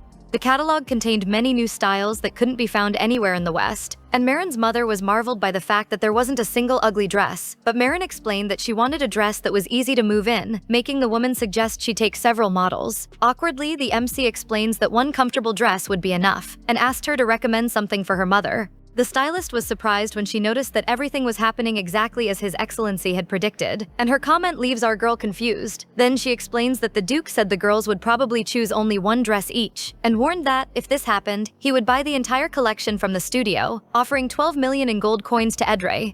Marin decided to look at the catalog carefully again to prevent the Duke from buying all the dresses in sequence in case she couldn't choose. She couldn't believe that Gerald was going to do something crazy like that. After trying on the dresses, Marin's head was in complete disorder. Food, money, a home. She had already received more than she deserved, and now the Duke was going to buy her a bunch of dresses on top of all that. She even felt a bit uncomfortable because all she could do for him was read stories to help him sleep. While she searched for a nice book to read to him at the library, Zero approached and asked if something had happened to the girl. His presence startled the girl, but he continued, wanting to know why she looked so tired. The boy asked if she shouldn't be happy, since they said she had spent the whole day choosing dresses. Information he heard from Olive, who was a real gossip by the way. But for some reason, her face didn't at all express the happiness she certainly should feel. Marin's lips were tense, as if she were deciding whether or not to tell the truth. Finally, the girl confessed that she was worried, because she felt that all she did was accept the Duke's favors without giving anything in return, and that this was too much for her. Zero had already started thinking that something bad had happened, but hearing that, he concluded that the Duke probably had more money than the Emperor himself, and Marin should worry about that. Trade with the desert was a monopoly of the ducal family, and he certainly should have a mountain of money. Marin hadn't thought of that before. She knew that the Duke was a fairly rich boy, but didn't imagine to what extent. Even so, no matter how rich he was, she felt she couldn't act this way and decided that she needed to repay him in some way for everything she had received gladly. A bit uncertain, Marin asked the boy how much stomach pain Mandelson's poison caused, and the young boy explained that this depended on the person, because each organism was individual. He couldn't help but notice she was very interested in the plant. Then she explains that she had heard the plant was also used as a remedy, so she got curious to find out if there was another plant that could help relieve stomach pain. Serious, the young man admitted he couldn't give any advice, since he clearly wasn't a doctor, to which the girl responds with an apology, explaining that he seemed to know everything, which wasn't entirely wrong to assume. With his ego inflated by the girl, Zero commented that he had a remedy that stopped stomach pain, but that it wasn't really an antidote, and questioned if Marin really needed it. With her confirmation, the boy agreed to deliver it to her. Thus he followed, while Marin tried to convince herself she was making a good choice. She wanted to help the Duke until the heroine of the story arrived, but she had to test how dangerous the poison from that plant was. And what better way to do that than experimenting with the method on herself? In my opinion, this was a great stupidity. The next morning, she went to the Duke's garden and immediately found that same dandelion. There were large flower buds growing there, and since she needed to squeeze the juice from the flowers, it was good to collect as much as possible. Our girl remained in the garden for a long time and didn't notice when it began to get dark. It was time to meet his lordship. For this reason, she wouldn't have time to extract the juice from the flowers, so Marin decided to simply eat the flower to test the effects on herself. In the office, she stood before the boy again and asked him to close his eyes calmly so she could begin reading. But Gerald soon felt a strange smell coming from the MC. After all, his sense of smell was too sensitive to anything. It was strange for her to think that the Duke could even smell the aroma of a flower chewed and swallowed by her. It was an incredible sensitivity, and the MC admitted that she had eaten some flowers, questioning if the aroma was distracting him.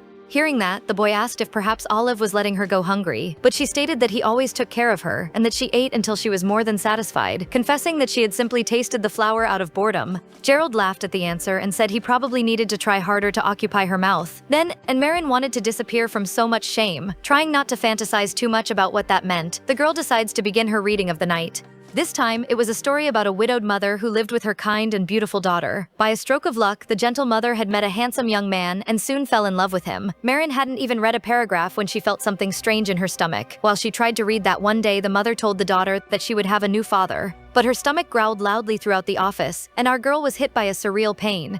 The Duke asked if that was really a fairy tale, commenting that the writing seemed strange, but she insisted that everything was fine. Marin even tried to continue, but her stomach began to rumble louder and louder, and immense pain pierced her entire body. The girl fell to her knees, trying to explain that there was something wrong with her stomach, even though she couldn't put together the right words for it. Marin no longer had the strength to contain herself. Then she quickly interrupted the reading and ran to the exit, asking forgiveness from the Duke. The rumbling in Marin's stomach made the Duke smile slightly, but he soon began to laugh loudly, and the pleasant sound of his laughter echoed throughout the office. It was funny to think that all the girls he had met until then made every effort to look innocent. But Marin had just run to the bathroom and would probably be embarrassed even to look at his face the next day. After the laughing fit passed, the boy wondered if the flowers there had always had such a good aroma. When she finally arrived in her room, Marin felt embarrassed just thinking about the Duke laughing at her, thinking she could hardly face him again. She didn't imagine that, during the reading, she would run to the bathroom and all because of that damn flower. Ready to burn with shame, Marin blamed herself for everything and cursed for having tasted that flower precisely that night. Yuria entered her mistress's room suddenly, asking how she was feeling after seeing her run to the toilet. When the MC asked how she knew she was sick, the girl explained that the assistant had handed her a stomach remedy and told Yuria to take care of Marin.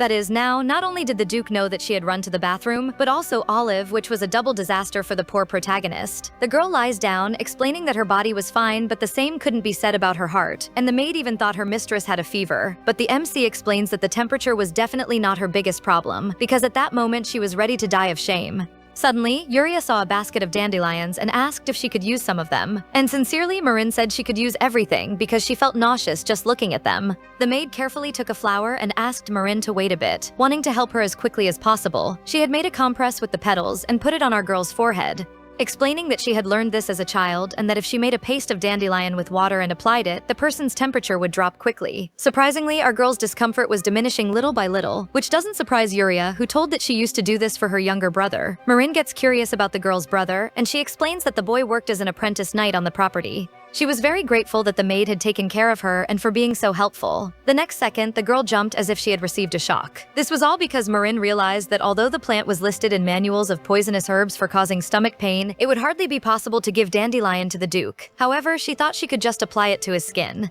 Of course, she didn't know if it really was effective, but there was still a chance Marin could at least alleviate his suffering a little. She thanked the maid for her attention, and Yuria was happy to have been able to help her mistress, even though she didn't know exactly what Marin was talking about. The scene was a bit worrying to the maid, who looked at the MC as if she were crazy. Apparently, it wasn't for nothing that the assistant had told her not to take her eyes off her even for a second. The next day, the girl arrived at the boy's office, still feeling embarrassed after the escape to the bathroom the previous day. The Duke was even surprised that she had appeared, and the girl asks if something had happened, pretending she wasn't dying of shame, and the boy just said no.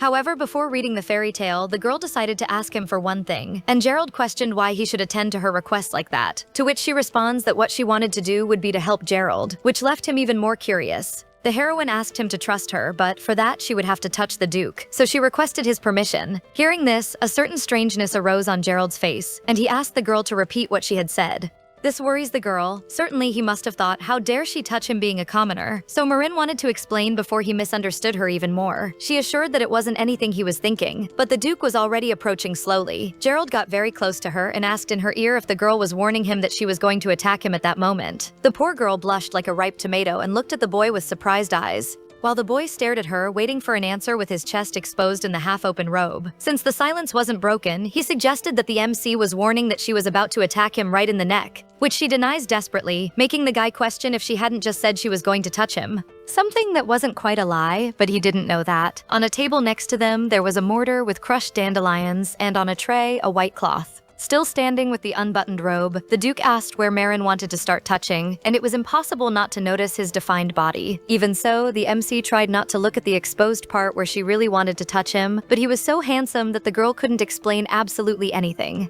Gerald questioned if she was an assassin or something like that and wanted to touch him with a sword, catching the lady by surprise. Certainly the Duke was teasing her. Tired, Marin explained that she had brought a mixture made from crushed petals and that she had heard it was wonderful for relieving headaches, so she thought it could help. But Gerald admitted he hardly needed that because he felt great at that moment. Even so, the girl insisted that she knew the boy had a terrible headache every day because of work. She wanted to relieve the tension and asked him to try, promising that if the method didn't help, she wouldn't bother him anymore. Finally, the Duke agreed to accept the help, and she was very happy because she was already ready to be expelled from the office empty-handed. So it was time for her to shine. Marin carefully approaches the boy, moving his hair out of the way slowly. She felt an immense desire to remove Gerald's blindfold, but knew the Duke would be furious and wouldn't allow that to happen, so she just warned that she would apply her mixture. The boy asked why she was applying it on his eyes and not on his forehead, to which the MC responds that to get rid of a headache, it was necessary to cool down the heat accumulated in the eyes, making him ask if popular tales didn't say that ointment shouldn't be applied to healthy people. Already stressed, the girl applied while thinking that if she said it was a good remedy, he could just sit in silence. But Gerald asked if the MC was making all that pressure on purpose. But Marin assured that she in no way intended to harm him, she only wished to help him relieve the severe headache and eye fatigue. However silly it might seem, even with that plant before his eyes, he remained incredibly handsome to the protagonist's eyes and to mine too. While the cloth with the crushed plants rested on his eyes, Gerald asked when she planned to begin reading, and Marin didn't even notice how she had gotten lost while admiring his face. She began to read again with a soft and gentle voice, hoping that this time the plant would help the boy feel at least a little less terrible. While reading the stories aloud, she noticed that as soon as she reached the last line of the tale, His Excellency woke up immediately. That's why she was constantly looking for stories that were at least a little longer, so that he would continue to sleep while she read them and not wake up after a few minutes. When she finished reading, the MC wondered if the boy was sleeping deeply that day, whispering that she would remove the bandage. She approached carefully and removed the cloth with the plants from his face, but at that moment, the Duke woke up. The boy quickly grabbed her hand and asked surprised what that was. Or rather, what kind of herb she had applied to his eyes. She didn't try to hide the truth, answering that it was weeds from the Duke's own garden and that it was the same thing she had eaten the day before. Gerald guessed immediately by the smell, and his sense of smell was simply incredible because he really didn't miss any. The Duke asked with interest what the weed was called, to which Marin responds that the flower was called mandelson. After losing his vision, the boy had begun using a blindfold to protect his eyes from irritations. But whether his eyes were closed or open, any touch, even the lightest, burned him. However, that day, for the first time, he didn't feel the terrible burning sensation, even while the herb slowly wet the blindfold that covered his eyes. That had been touching his eyelids for a long time, but the Duke felt no pain at all. Already alone, after sending Marin to bed, he called his assistant immediately at dawn, wanting to tell what had happened. Zero entered the office with a sulky expression and wearing his pajamas, asking why the Duke had decided to wake him up so early just because he didn't sleep at a normal hour. At that moment, the cute little boy assumed his adult form, and a much more charming one. Olive asked Zero to lower his voice, but the young man got indignant, stating that the Duke had vision problems, not hearing problems, and that summoning everyone in the middle of the night was the real problem. Gerald reprimanded him for addressing him informally, but the alchemist said that, if he didn't like something, he could fire him, and that when he returned home, he could also receive the title of Duke. While they engaged in a silly discussion about titles, Olive remained calm until interrupting. And finally, the young man reported that Mr. Zero hadn't slept for 3 nights, developing a new remedy for the master, and that's why he dared to talk that way, leaving the boy angry for having given away the game. He even tried to shut the boy up, but Olive explained that this was why Zero was so irritated. He hadn't been sleeping properly for a long time. Gerald noted their loyalty but didn't show surprise at how desperately Zero tried to help him.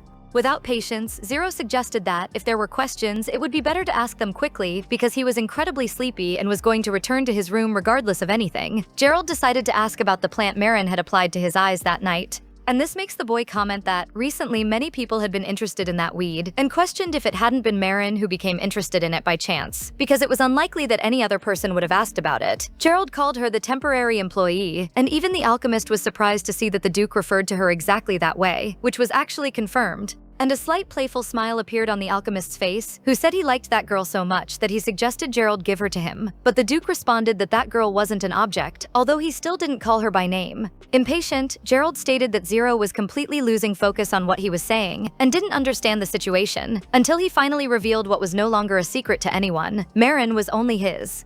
The man who had never succumbed to the temptations of countless noble girls now called a girl his. This really surprised Zero. Olive and the alchemist exchanged glances. That man had never said anything like that before, and it was the first time they heard such words from the boy. This meant only one thing. Things would definitely be more interesting now that he knew this. So Zero made it clear he would remember that conversation. Sometime later, he called Marin to talk. The boy notified her about an important matter, so she came without hesitation. She thought he had probably called her because of the plant she had used and that perhaps he wanted to ask more about the subject. Judging by the fact that the Duke had remained silent even after her arrival, it seemed there would be no problems. With the silence, the girl wondered, noting that perhaps because he sat in a dark, lonely room all the time, his skin had become much whiter than that of most other people. Marin hoped he didn't have any health problems. After all, the man barely slept and didn't see sunlight. Finally, Gerald says something, admitting that the girl had done a lot for him during that time, so he decided to give her a reward and asked what she would like to receive. It was a turn of events that came out of nowhere, for which not even the heroine herself was completely prepared, so she looked at the boy with surprise. The surprise proposal made her nervous, and she asked for time to think, making Gerald slowly count to make the girl think faster, but the faster he counted, the more she panicked. When he reached 3, Marin exclaimed that she wanted to go for a walk, repeating this in shouts from so much nervousness. But the Duke even asked again if it was really that, or if she had thought wrong. But the truth is that not even Marin knew how to say. The Duke jokingly said, "They said dogs need to be walked once a day," and apologized for not having noticed this before, remembering that on their first encounter he had called Marin a little dog. Trying to get around the situation, she explains that the walk was like physical exercise. The girl thought it would be good for the Duke to walk a little, suggesting that since it was night, perhaps he wanted to try going out at least for a short period. Gerald was surprised and asked if she really thought his body needed exercise, which she denied quickly, commenting that he had a great physique. Marin only thought of his pale skin and how he always stayed in his office, and could have said she simply expressed herself poorly and asked that he spare her life regardless of anything she did. It was for this reason that the boy found the temporary so interesting, because any other one could have said she didn't think properly and asked for something else, but Marin didn't do that. Therefore, without hesitation, he said he was ready to fulfill her wish at that moment and even got up from the sofa to leave. Turning his head in her direction, the boy calmly suggested they take a walk. The thing is that Marin hadn't even said she'd like to go with him. But that's how they followed, with the moonlight illuminating the ducal castle, and before him stretched a field of dandelions swaying in the gentle night breeze, illuminated by the cold glow of the moon. Marin was incredibly enchanted, because that was the first time she saw that incredible vision. She even comments that she used to go there in search of flowers, but only now realized how much more beautiful that place was at night. The boy asks if she didn't mind the cold that there was at that hour, but the MC responds that no, and that the heat radiating from Gerald kept her warm. Marin seemed happy that the boy was leaning on her instead of using his cane, and comments that walking at night was a very good experience before asking if the garden lights were bothering him. To which he responds that thanks to her, no, because since he started using the plant, that amount of lighting didn't hurt him. But the mood gets heavy when our girl comments that she would really love it if his lordship could see what she saw too. Suddenly, he lowered his hand and advanced, while Marin stayed behind, calling his attention because it was dangerous for the Duke to walk alone. He looked even more handsome under the moonlight, raising his head to the sky as he enjoyed that atmosphere that unfortunately he couldn't see with his eyes. Until, suddenly, Gerald began to untie the black blindfold, something he had never done in front of Marin before. The two come face to face, and Marin gets lost in the vision in front of her. The Duke's eyes were white and deep, but it wasn't ugly at all, far from it. No, Gerald had eyes white as snow and silver, like the eyes of a fairy born of winter. There was no darkness in them, only a dazzling light. The boy broke the silence by asking if the girl in front of him was afraid to see him like that. He approached, questioning if she felt disgust at seeing his true form. Gerald was sure he looked like a monster. She felt a chill run through her body, and a wave of heat spread through her chest when she heard her boss suggest that she thought these things. When she answered no, our protagonist was asked the reason why she backed away in that case. Sincere, Marin explained that she only did so because he was very handsome. Gerald didn't expect to hear a compliment and was sure Marin would flee horrified by what she saw. But the MC's face lit up with genuine happiness, and she admitted being surprised at his beauty now that she had seen him without the blindfold. He approached even closer, ran his hand over her cheek and whispered that he regretted only one thing. He wished he could see her expression, but unfortunately it was impossible. After the incident with the monster, the color of his eyes had changed from black to silver, and silver was the color of the eyes of monsters in that world. So, he had spent the last years hiding his eyes at any cost, because he himself questioned if he hadn't become a terrible monster. But now, that woman who intrigued him so much was in front of him saying they were beautiful. Suddenly, the moment of the two was interrupted when someone shouted for the Duke. It was Olive, who arrived panting and made his master question the reason for all that commotion and why the assistant was so nervous. Apparently, the boy was carrying a letter in his hands and explained that it had just arrived, being a very important message. The letter with the red seal was special. It revealed that the Count's wife had recently passed away. Marin held her breath. She knew who that woman was to Gerald, and that unfortunately they were close relatives. He remembered the girl as a child, calling him a brat in the middle of her games. Back then, the young master didn't like that his sister called him as if he were a small child and wanted to grow up as quickly as possible. Gerald was short, and his sister frequently mocked him because he didn't even reach her waist, which is why she called him baby, leaving him even more stressed, even though she offered sweets in compensation. But the young boy frowned and promised every time that he wouldn't play with his little sister anymore, even with the bribery. She knew the boy's character very well. She knew he would regret it, especially after seeing the size of the sweet she had brought that time. The girl laughed because she was ready to do anything for her little brother, even fetch real stars from the sky. Holding out her pinky finger, she asked him to promise he would continue playing with her and that he would never get offended again. The relationship between them was very close. The sister loved the brother intensely when they were children and were always together. However, the day Gerald would have to keep the promise made to his sister never came, and unfortunately, the situation transformed into a real horror. This happened because the blood secret manifested too early. Even a low sigh hit his ears as if his eardrums were about to burst, and he didn't understand anything. His sister also didn't understand why the parents wouldn't help Gerald when he felt so much pain, but unfortunately, they couldn't do anything. The boy lay on the floor and cried bitterly from the unbearable buzzing in his ears, while the girl shouted that he was hurt and someone needed to do whatever it took to help. The boy was only 5 years old when he began to live the torments of hell, and unfortunately had to deal with this alone.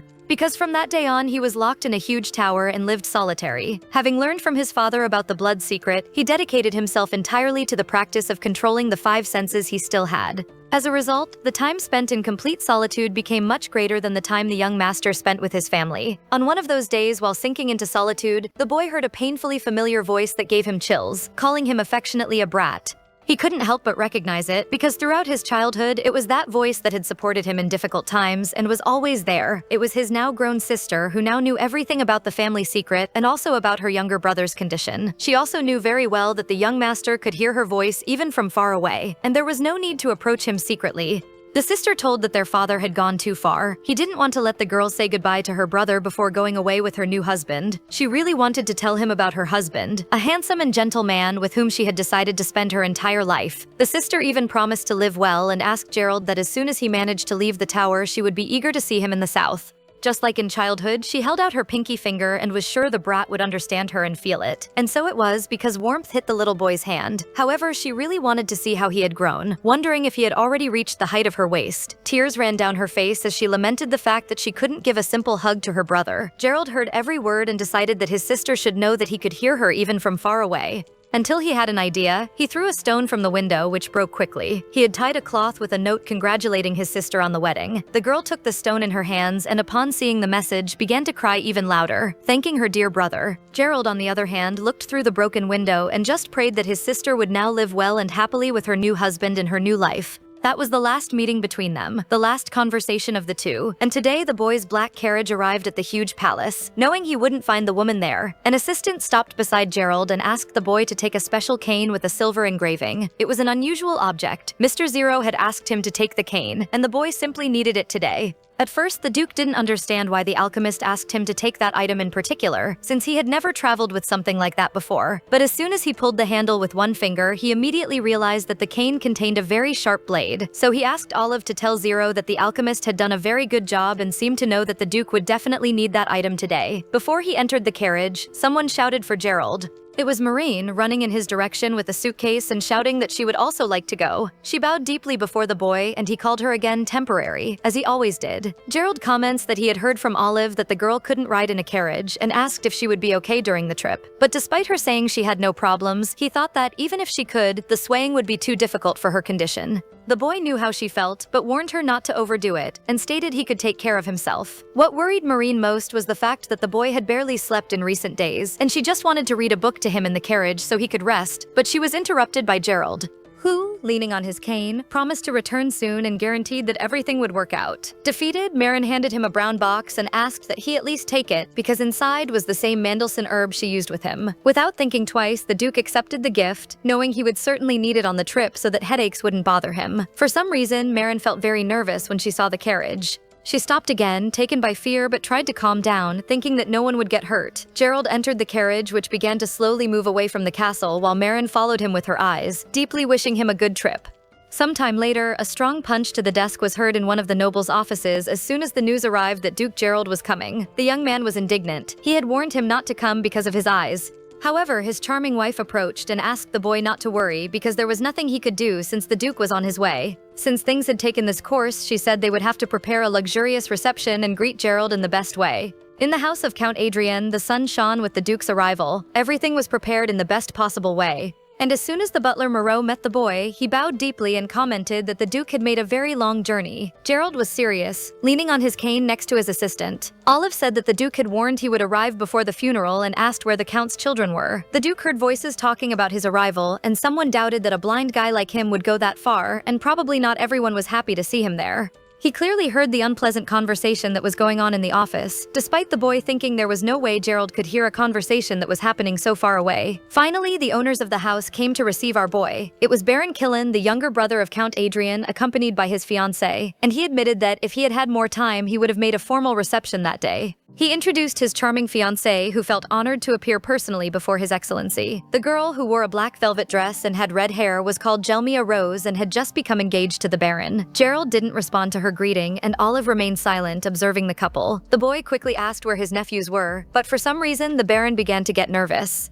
He said with a fake voice of sadness that the blow had been too strong for the children and that they were still locked in their rooms, taken by mourning. But Olive was indignant, commenting that since the Duke himself had honored the house with his visit, they should at least have greeted him. Even so, the Baron said he had recently scolded them. Gerald never tolerated lies. He could identify them from afar and struck the silver tip of the cane hard on the floor, imposing himself without saying a word. Killen and his fiancée didn't expect the Duke to be so harsh right off the bat, retreating shocked. The young man questioned why the Duke allowed himself such insolence, stating that there was real mourning there. Taking advantage of the opening, Gerald asked how he could speak of welcome parties since they were going through intense mourning.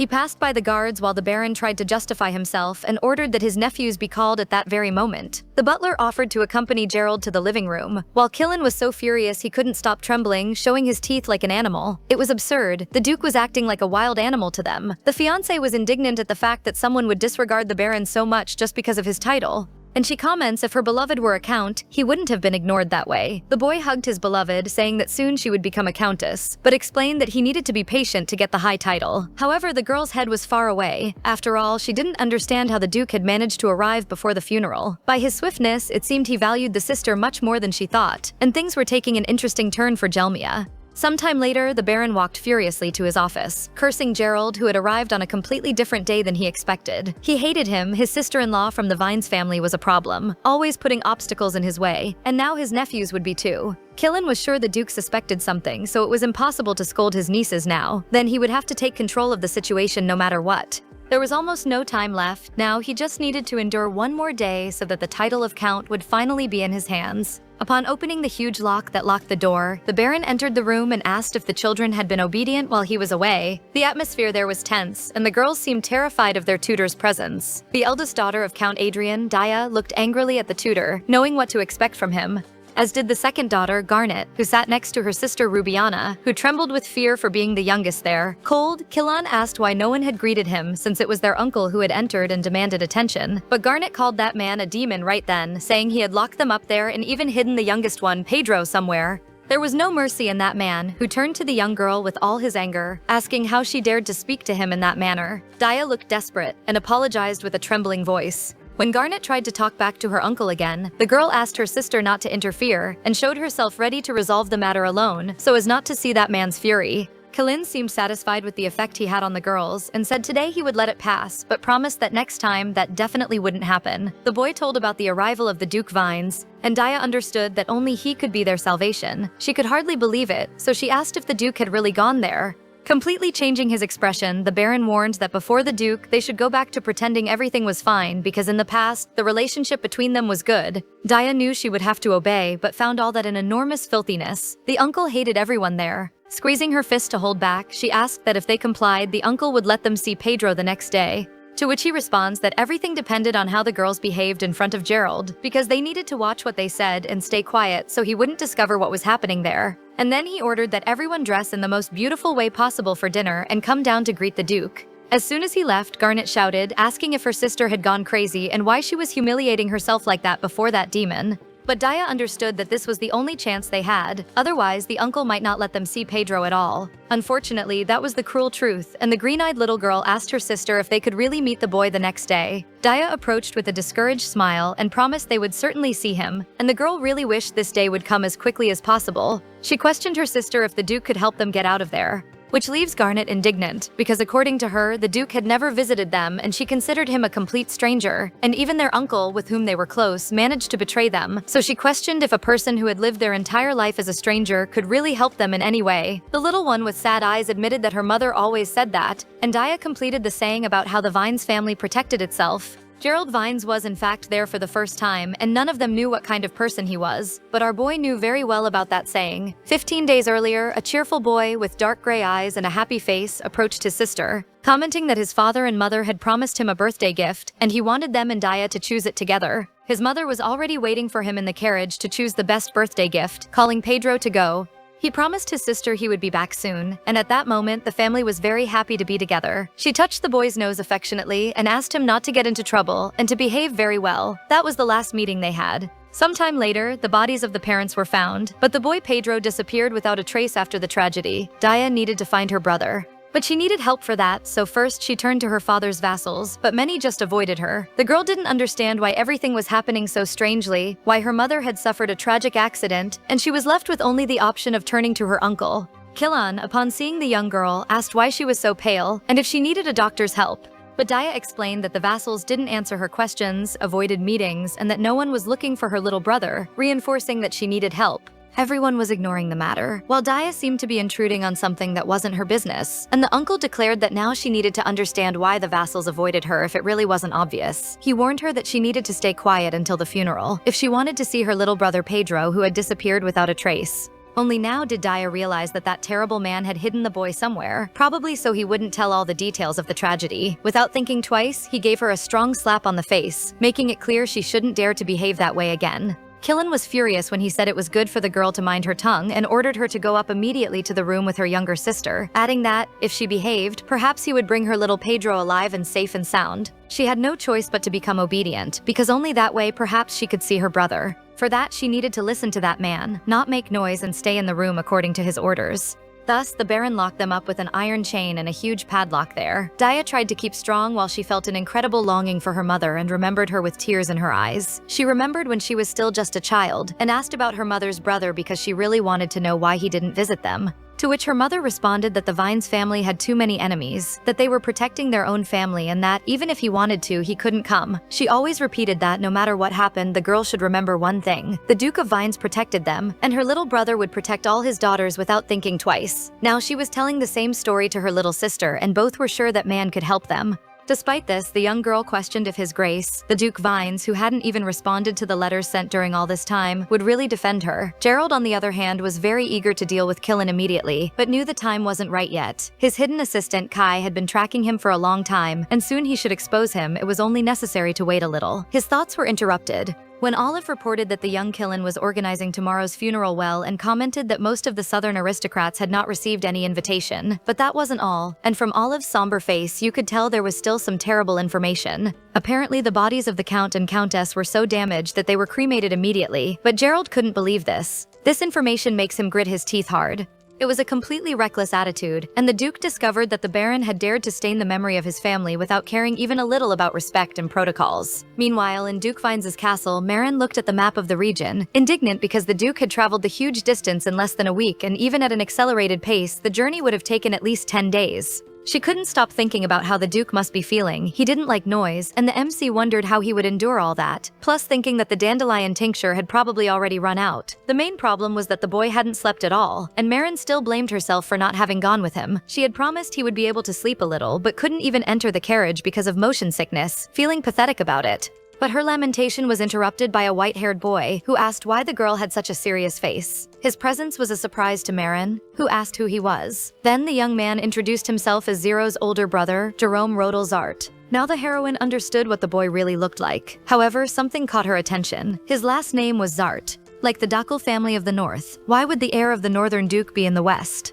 This information wasn't even in the original story, which left the girl even more surprised, and the young man asked if there was something on his face. The girl laughed awkwardly and answered that the boy was very similar to Zero, and that's why she couldn't stop looking at him. Marin even forgot to introduce herself and then said her name, changing the subject. The boy commented that it was a pleasure, but insisted on knowing if he really looked so much like his brother. And she says he was the spitting image of the little boy, and that was exactly how little Zero would look when he grew up, which was lucky for him in Jerome's view. Apparently the boy knew his worth well. To be honest, he considered himself a very attractive young man, or rather, the most beautiful in the Empire. Even Marin comments that she had never seen a man so charming and handsome who was as pure as he was before. Her compliments leave the boy a bit confused, but Marin was sincere in her words. That's when she realized she hadn't answered his question, so the boy repeats that he wanted to know what was worrying her so much, which left her with worried eyes again. Without hiding anything, the girl explains that during all this time she had been thinking about the Duke, and that thoughts about him simply wouldn't leave her head all day. Even the young man noted that he worried her too much, something not even Marin herself liked to admit. She denied it, stating that it definitely wasn't anything like that, and Jerome realized how everything was developing in an interesting way between them.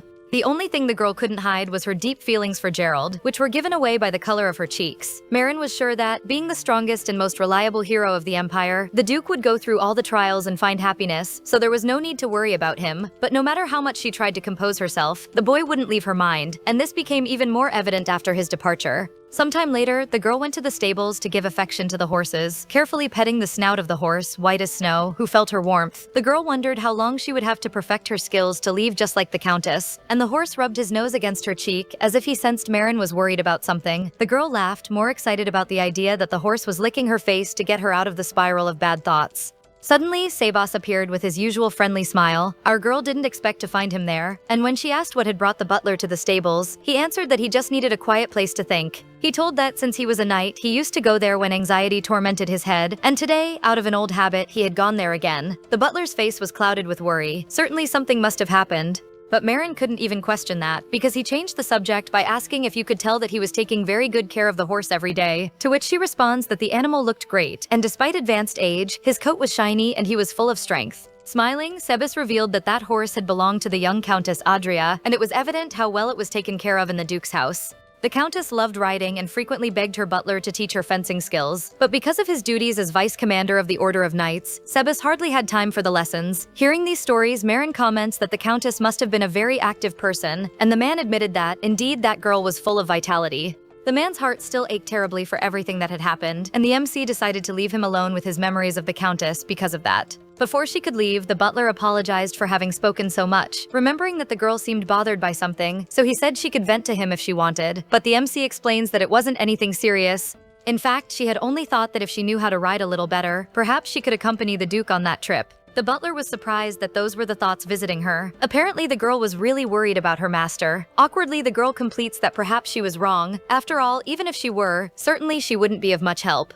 After hearing this, Sebas suggests that he could teach her how to ride, which surprises her, and our girl accepts with great pleasure, although she was afraid of taking up too much of the boy's time. But he answered gently that it wouldn't be a problem for him, because Sebas still lamented that, when the Countess asked to learn, he hadn't been able to dedicate enough time to her, and he didn't want to feel such regrets anymore. And he even added that it would be good if Marin also learned fencing for self-defense if she had interest in it, to which she responds, questioning if she wasn't already too old for that. Friendly, the butler explains that it was never too late to learn, and was confident that, if Marin mastered this art, one day she could be useful to the Duke. With that, the girl accepted, ready to know everything about horses and swords, and promised to study hard so that the butler wouldn't regret his decision. Which makes him smile sweetly with happiness that the girl had agreed, feeling that he would finally be able to fill the void he had inside because of the past. Meanwhile, at the Baron's house, Dia looked at the banquet in front of her with disgust. She knew that so much food in time of mourning was a waste, but she thought that if it helped feed the younger ones, it was better to face this as something good. Finally, the Duke arrived for the meal, and everyone greeted the boy when he entered the dining room. The girls stood up to greet him little by little. As soon as Dia saw the Duke, she couldn't take her eyes off him. That man was incredibly similar to her mother. Gerald approached Killen first, facing him completely seriously with the cane in his hands. The Baron got up immediately and pulled out the chair so the Duke could sit, ordering loudly for the children to greet their uncle politely. Dia spoke up, saying it was an honor to meet the Duke for the first time, said her name and introduced herself as the eldest daughter. Then the second daughter, Garnet, introduced herself and said the name of the youngest, the third daughter, Rubiena, who commented on her uncle's height. With the introductions finished, the Baron interrupted and stated that, since the Duke would share the meal with them today, he had ordered the chef to do his best, and offered the boy to taste the delicious dishes. Gerald didn't respond to anything. He hated that man like no one on earth. Then Olive spoke up, explaining that his master had no appetite today, but that everyone else could begin the meal. The Baron was indignant at the boy's behavior, mentally calling him a blind cripple, and was extremely unhappy about that, although he just agreed with the order. Little Rubiena was the first to exclaim about the delicious dishes on the table, and Daya watched carefully to ensure the girl ate well. The Duke watched the interaction between the girls attentively, almost as if he were studying them. When they finished eating, Olive asked the maid to clear the seats and prepare the rooms for the youngest ones. The maid asked the girls and the little sister to go to the room, and one of the older daughters looked threateningly at the Baron, who was without understanding what was happening. Nervous, Killen protested to the Duke. He started to get very out of control and turned to the boy, asking what all that meant and why he had sent the girls away. Killen could barely contain his rage and shouted that, no matter how high Gerald's status was, he couldn't do that. However, he was surprised when, with an agile movement of the hand, the Duke brandished the blade hidden in his cane and made a small cut on the boy's face. Gerald spoke harshly for him to be quiet at once, but the Baron was indignant. I mean, the Duke had just cut his face, and he reminded him that in the Empire there were laws prohibiting wounding a noble like this without reason. Without showing the slightest concern, Olive handed the Baron a white handkerchief, commenting that he was very wounded, and then suggested that Killen calm down because he could easily stop the bleeding with that handkerchief. The Baron snatched the handkerchief from the hands of the Duke's assistant, who smiled back because he didn't have much choice at the moment, but his movement was so fast that only afterward did he understand it wasn't just a handkerchief. And when he realized, it was too late. Terror took hold of Killen's face. Quickly, the Duke withdrew a sharp blade from his cane and confidently declared that since the Baron had accepted the handkerchief, this meant he agreed with a duel between the two. Outside the dining room, Daya clearly heard the word duel and wondered what was happening there. She decided to see everything with her own eyes and asked her sister to take care of the youngest in the meantime. Garnet understood her but asked her to come back to tell everything that was happening between the Duke and the Baron.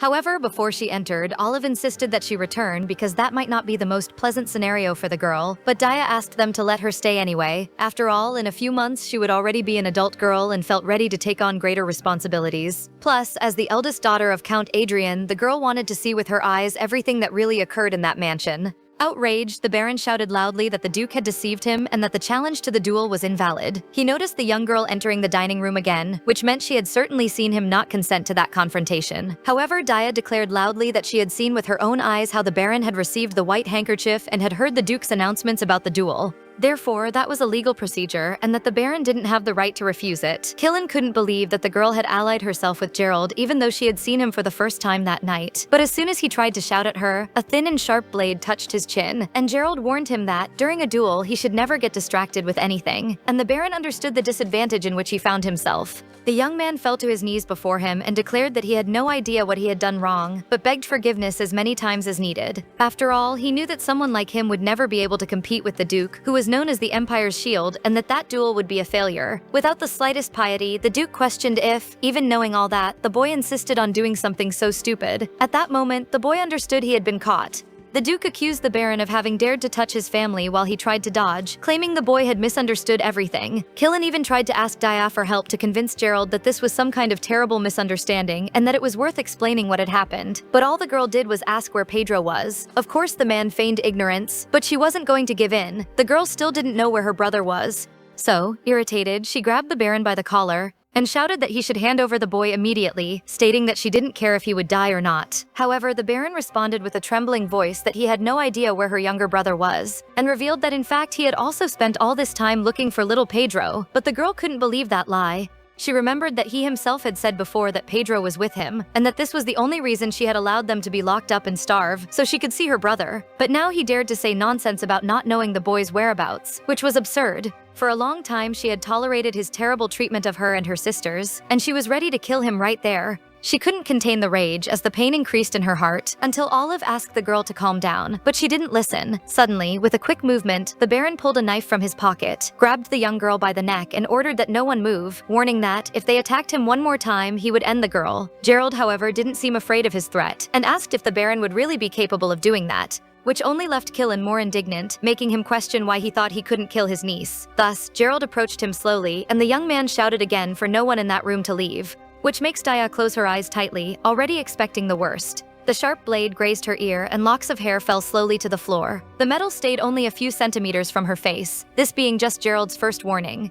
Killen's eyes rolled back with fear, because if he had moved a little to the side, the Duke could easily have cut his face in half. Finally, his knees gave way, and the boy collapsed on the floor as if he were nothing. And Gerald just observes the scene without any reaction. Meanwhile, looking at the unconscious Baron, the girl asked if he was dead, but that was out of the question. She couldn't believe that justice had finally been done after so much time. Olive declared that the Baron would be brought to trial before all the nobility, so that everyone would see the price of the audacity of raising a hand against someone of the ducal family. And finally, he promised that, from now on, no one would harm the girl nor her sisters. That makes Daya cry with joy, thinking that, if it weren't for Duke Gerald, the Baron would have been able to do something terrible to them, just as he had done to her family. In the end, her mother was right. The Vines family protected itself no matter what. The next day, Kai went to Gerald and reported that no trace of the people behind that could be found. It seemed that the Baron's fiancé had erased all traces before disappearing, in a very well-thought-out plan. Plus, the Duke was a variable the woman didn't consider. She probably would have used Killen longer if he hadn't arrived in time. The two are interrupted when someone enters the office. It was Olive who brought Miss Daya because she had decided to talk to Gerald personally. The girl bowed and thanked him for the favor she would never forget, saying that now all that remained was to find her little brother. Suddenly, the Duke announced he was ready to become the girl's guardian as soon as possible, something she didn't expect at all. However, he explains that there was clearly someone very powerful behind all that, and until that person was found, she needed protection. The girl understood perfectly what all that meant and suggested that the Duke stay until they found little Pedro, at least. Through the open window, the cawing of a huge black crow was heard, which landed on a branch of a tree near the mansion, drawing the Duke's attention, who asked if there was any tower there, a high place where birds could rest, to which Daya responds, explaining that behind the mansion, in a small grove, there was an old bell tower of a temple, but she still had no idea why the Duke had asked that, only that Gerald just answered that there was no time for explanations at the moment. He just needed her to take him there as quickly as possible. Flashbacks of a letter that Gerald's sister had written him come to his mind. She wanted to know more about his adult life and if he still got offended when called a baby. The woman talked about the soft southern sun, a peaceful corner that the evil monsters avoided, and said how much she wanted to show her husband what her fencing training had taught her. A few days earlier, she was walking alone and came across a place that resembled the tower where her brother had lived throughout his childhood. As soon as she entered, memories of her brother flooded her mind, so she had filled the place with his favorite toys. Even though he didn't even play anymore, the girl wished a place where she could miss her brother in silence. And she dreamed that one day she would be able to invite him to that isolated refuge, until someone followed him there. Her youngest son had accompanied her without the woman even noticing, and learned to love that place. Nostalgic, the woman comments that she wished the little one would grow up as wonderful as Gerald. Furthermore, the baby was incredibly similar to Gerald, and that, like all children love secrets, he was enchanted by the idea of having a secret room. Probably she would have to pass the place on to Pedro someday. However, now little Pedro sat alone in a dark room, complaining of hunger. The boy was sad for not having stretched out the snack he had taken in secret, but now it was too late and he had drunk the rainwater to the last drop. The reality is that he didn't understand why he was there and where his beloved mother had gone. That terrible night, his mother had asked him to count to 500, and if she didn't return by then, he needed to run to the secret room as quickly as possible and hide there. The little boy didn't understand why they couldn't go together, and his mother had promised she only needed to expel the evil man, ordering him not to leave under any circumstances, no matter who called him, even if it were his sisters. And in case she didn't come, he should wait until the Duke Vines arrived to save him, because his uncle would find him and would certainly protect him. Gerald knew perfectly where the baby was, remembering the secret room whose door was locked. That was frustrating. And the boy heard Pedro's heartbeats getting louder and louder. The girl looked at him confused. She had received orders to accompany Gerald and went with him there, but there was something missing. The Duke asked Olive if he knew how to open the door without scaring the child even more. At that moment, Daya couldn't believe what she was hearing. Was it possible that young Master Pedro had been there the whole time? She began pounding on the door with her fists and with tears in her eyes, asked her little brother to at least answer something. If he really was in that room, she begged him to say at least one word. But all there was an absolute silence behind the door, because his mother had strictly forbidden the son to respond to any voice, even if it was his sister's. The girl seemed to have lost all hope and thought her beloved brother wasn't there. After all, if he had been there, he would have heard her voice and certainly would have answered, which, unfortunately, didn't happen. She had never seen Pedro climb up that tower and asked the Duke why he was sure the boy was there. But Gerald was absolutely sure the baby was behind that room. And if he wasn't coming out even hearing his sister's voice, there was a good reason for it. The Duke heard his heavy breathing behind the door and knew the boy was right there. Trembling all over, Pedro heard someone approach the door and, remembering his mother's words, covered his mouth with his hands so his crying wouldn't be heard. Finally, the boy suggested that Pedro must be afraid that his family was being held hostage and simply couldn't force himself to come out. But Daya didn't understand. Her brother wasn't even 6 years old. How could he really think of such a thing? Then Gerald explained that his mother must have warned him in advance that something like that could happen. The girl questioned if they would have to break down the door, while Olive tried to calm her, saying that the boy was already very scared. He needed a little time. That child was probably already exhausted and reaching the limit. For this reason, they couldn't simply break down the door and risk scaring him even more. The problem is that no one knew what the mother had said to the son, so Gerald tried to put himself in the sister's place for a moment. The Duke called the boy, introducing himself as Duke Gerald von Vines, and declared that whoever was outside had come to protect them. Upon hearing that name, the little one disarmed. The door opened silently. His sister could hardly believe the scene. Indeed, Pedro had been there the whole time. Exhausted and with tired eyes, he opened the door slowly and came out to meet the people. Upon hearing the Duke's voice, the boy said his name again so the little one would stop being afraid, introducing himself as the venerable Gerald von Vines. Little Pedro's eyes filled with tears because for the first time in all the time he had spent alone and afraid, he felt relief. He would be saved. And our boy called him to finally take him home, but he was so exhausted he couldn't stand, and his sister immediately ran to help him, holding him by the shoulder, until Gerald took the exhausted boy in his arms, pressing him against his chest while he apologized for having taken so long. Pedro was finished and buried his face in the soft fabric of the Duke's shirt while he cried his heart out. Daya also cried, but with joy for finally being with her brother. Gerald felt the child's body shake and quickly remembered his sister, promising once again that he would do his best to protect her children in her memory. At that moment, in the silence of the abandoned tower, an invisible connection arose between them, a bond that would never be broken. Meanwhile, Marin wasn't bored at all at the ducal mansion because she was committed to learning fencing. She held the sword with uncertainty in her hands, but knew she would certainly succeed under the butler's attentive guidance. That day, he suggested starting by practicing with a common stick to understand and feel how to control the sword. When the girl questioned if he himself had made that sword, Sebas explained that those were the swords used by young fencers, and he had chosen one of those because he thought a real adult sword would seem a bit intimidating to Marin, who certainly wasn't ready to wield a real weapon. Thus, Marin's intense training routine began, and on the first day, she trained with a beginner knight's sword, but it was too heavy for her. After 2 days of practice, instead of feeling willing, she only knew how to complain and groaned with so much muscle pain. For this reason, on the third day, she agreed to use a lighter wooden sword. Marin even lamented that the butler had accepted a student without talent and worse than a child, but the man assured her she would succeed. Actually, he hadn't met a student with so much desire to practice for a long time, and Sebas motivated her by saying her persistence would certainly be rewarded. However, in the middle of their training, a servant suddenly entered, announcing in shouts urgent news to the butler. Apparently, the Duke would arrive soon, although everyone was sure he would remain away for much longer. Holding the wooden sword and hearing the Duke's name, Marin felt incredibly happy that Lord Gerald was already back. The Duke soon settled in his office as usual, while he heard that security had been provided to guard the castle, and his assistant had even prepared capable and trustworthy knights, so he wouldn't need to worry about the protection of the young girls and the little boy. However, Olive informs that Lady Daya had made a small request. She requested to be installed in a separate annex and that no one have permission to enter there. The Duke promptly asked the boy to attend to her wishes so that everyone would feel comfortable. However, there was another issue to be resolved. The young girl's debut in society was approaching, and he was worried about her reluctance to interact with aristocrats outside the house, since it would be difficult to find a woman to accompany the unmarried young girl in public places. Gerald knew that if he didn't want her to end up at the margins of high society, the debut couldn't be postponed and it was necessary to find that lady-in-waiting. However, she avoided any meeting with nobles in every possible way. On the one hand, the situation seemed like a dead end, and the Duke thought that if he had a fiancé, she could certainly accompany him, but that would be even harder to arrange. So to begin, he suggested that Olive make a list of candidates for lady-in-waiting and report when everything was ready. Upon leaving the Duke's office, Olive heard silent and timid footsteps behind him.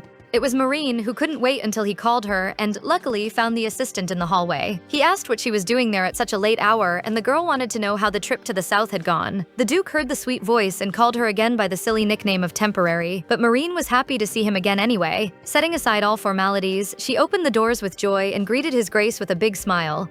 The boy comments that there was still a lot until nightfall, so he asked her to come in. He wouldn't admit it, but he was very pleased with her presence. Curious, he questions if anything had happened in his absence, but Marin explains it wasn't anything like that. She just wished the boy would rest early because she thought it was unlikely he would sleep well over there, and, moved by a sincere desire, prepared all the necessary ingredients for him. Adding that, besides the mixture with the flowers, she brought something to make his sleep deeper and help him recover quickly, offering a glass of hot wine to the boy. Smiling, Gerald commented that the girl, like a little dog, was happy with her master's return and asked if she really had missed him so much during this period. Of course, Marin could barely contain her emotions at that point and confessed the truth, she did want to see him. But she soon denied what she had just said, asking the boy to stop comparing her to a puppy, and stated that she had come on business to help him sleep, so she wasn't going to listen to insults and mockery from him. Losing his composure, Gerald comments that hearing her voice, he felt he had finally returned home. Marin stopped before him and was incredibly satisfied to hear those sweet words after the long return. If she were sincere, she was very happy that he was there in perfect health.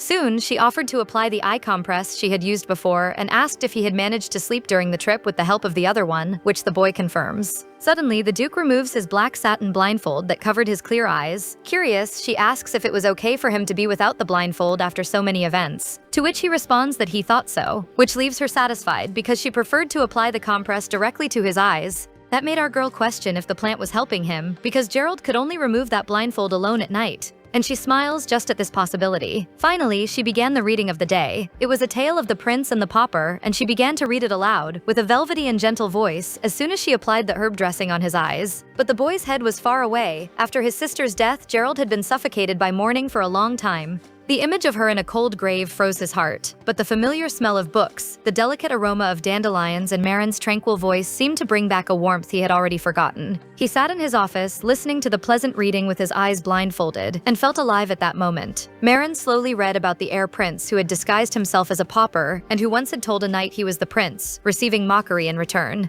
Then the prince turned to an old man who was passing and told the truth about himself again. Again, he was mistreated since the old man called him a liar and threw a huge stone at him, so the prince could only run, dodging a rain of stones. She read about a life where lies and truths intertwine, where the false becomes the truth, and vice versa. This gave the Duke a perfect idea. The next morning, Gerald called Marin to his office and said something she certainly didn't expect to hear: "Marry me," and he made a point of pronouncing her real name, Lady Marin Schwentz, a girl of noble birth who now stared at him completely shocked. And that's where I'm gonna leave you guys today. Oh my gosh, I genuinely cannot get over how good this story is. The story is called Engaged to a Blind Duke, and it has completely taken over my brain, and I'm not even mad about it. I mean, Gerald is so different from the usual Duke.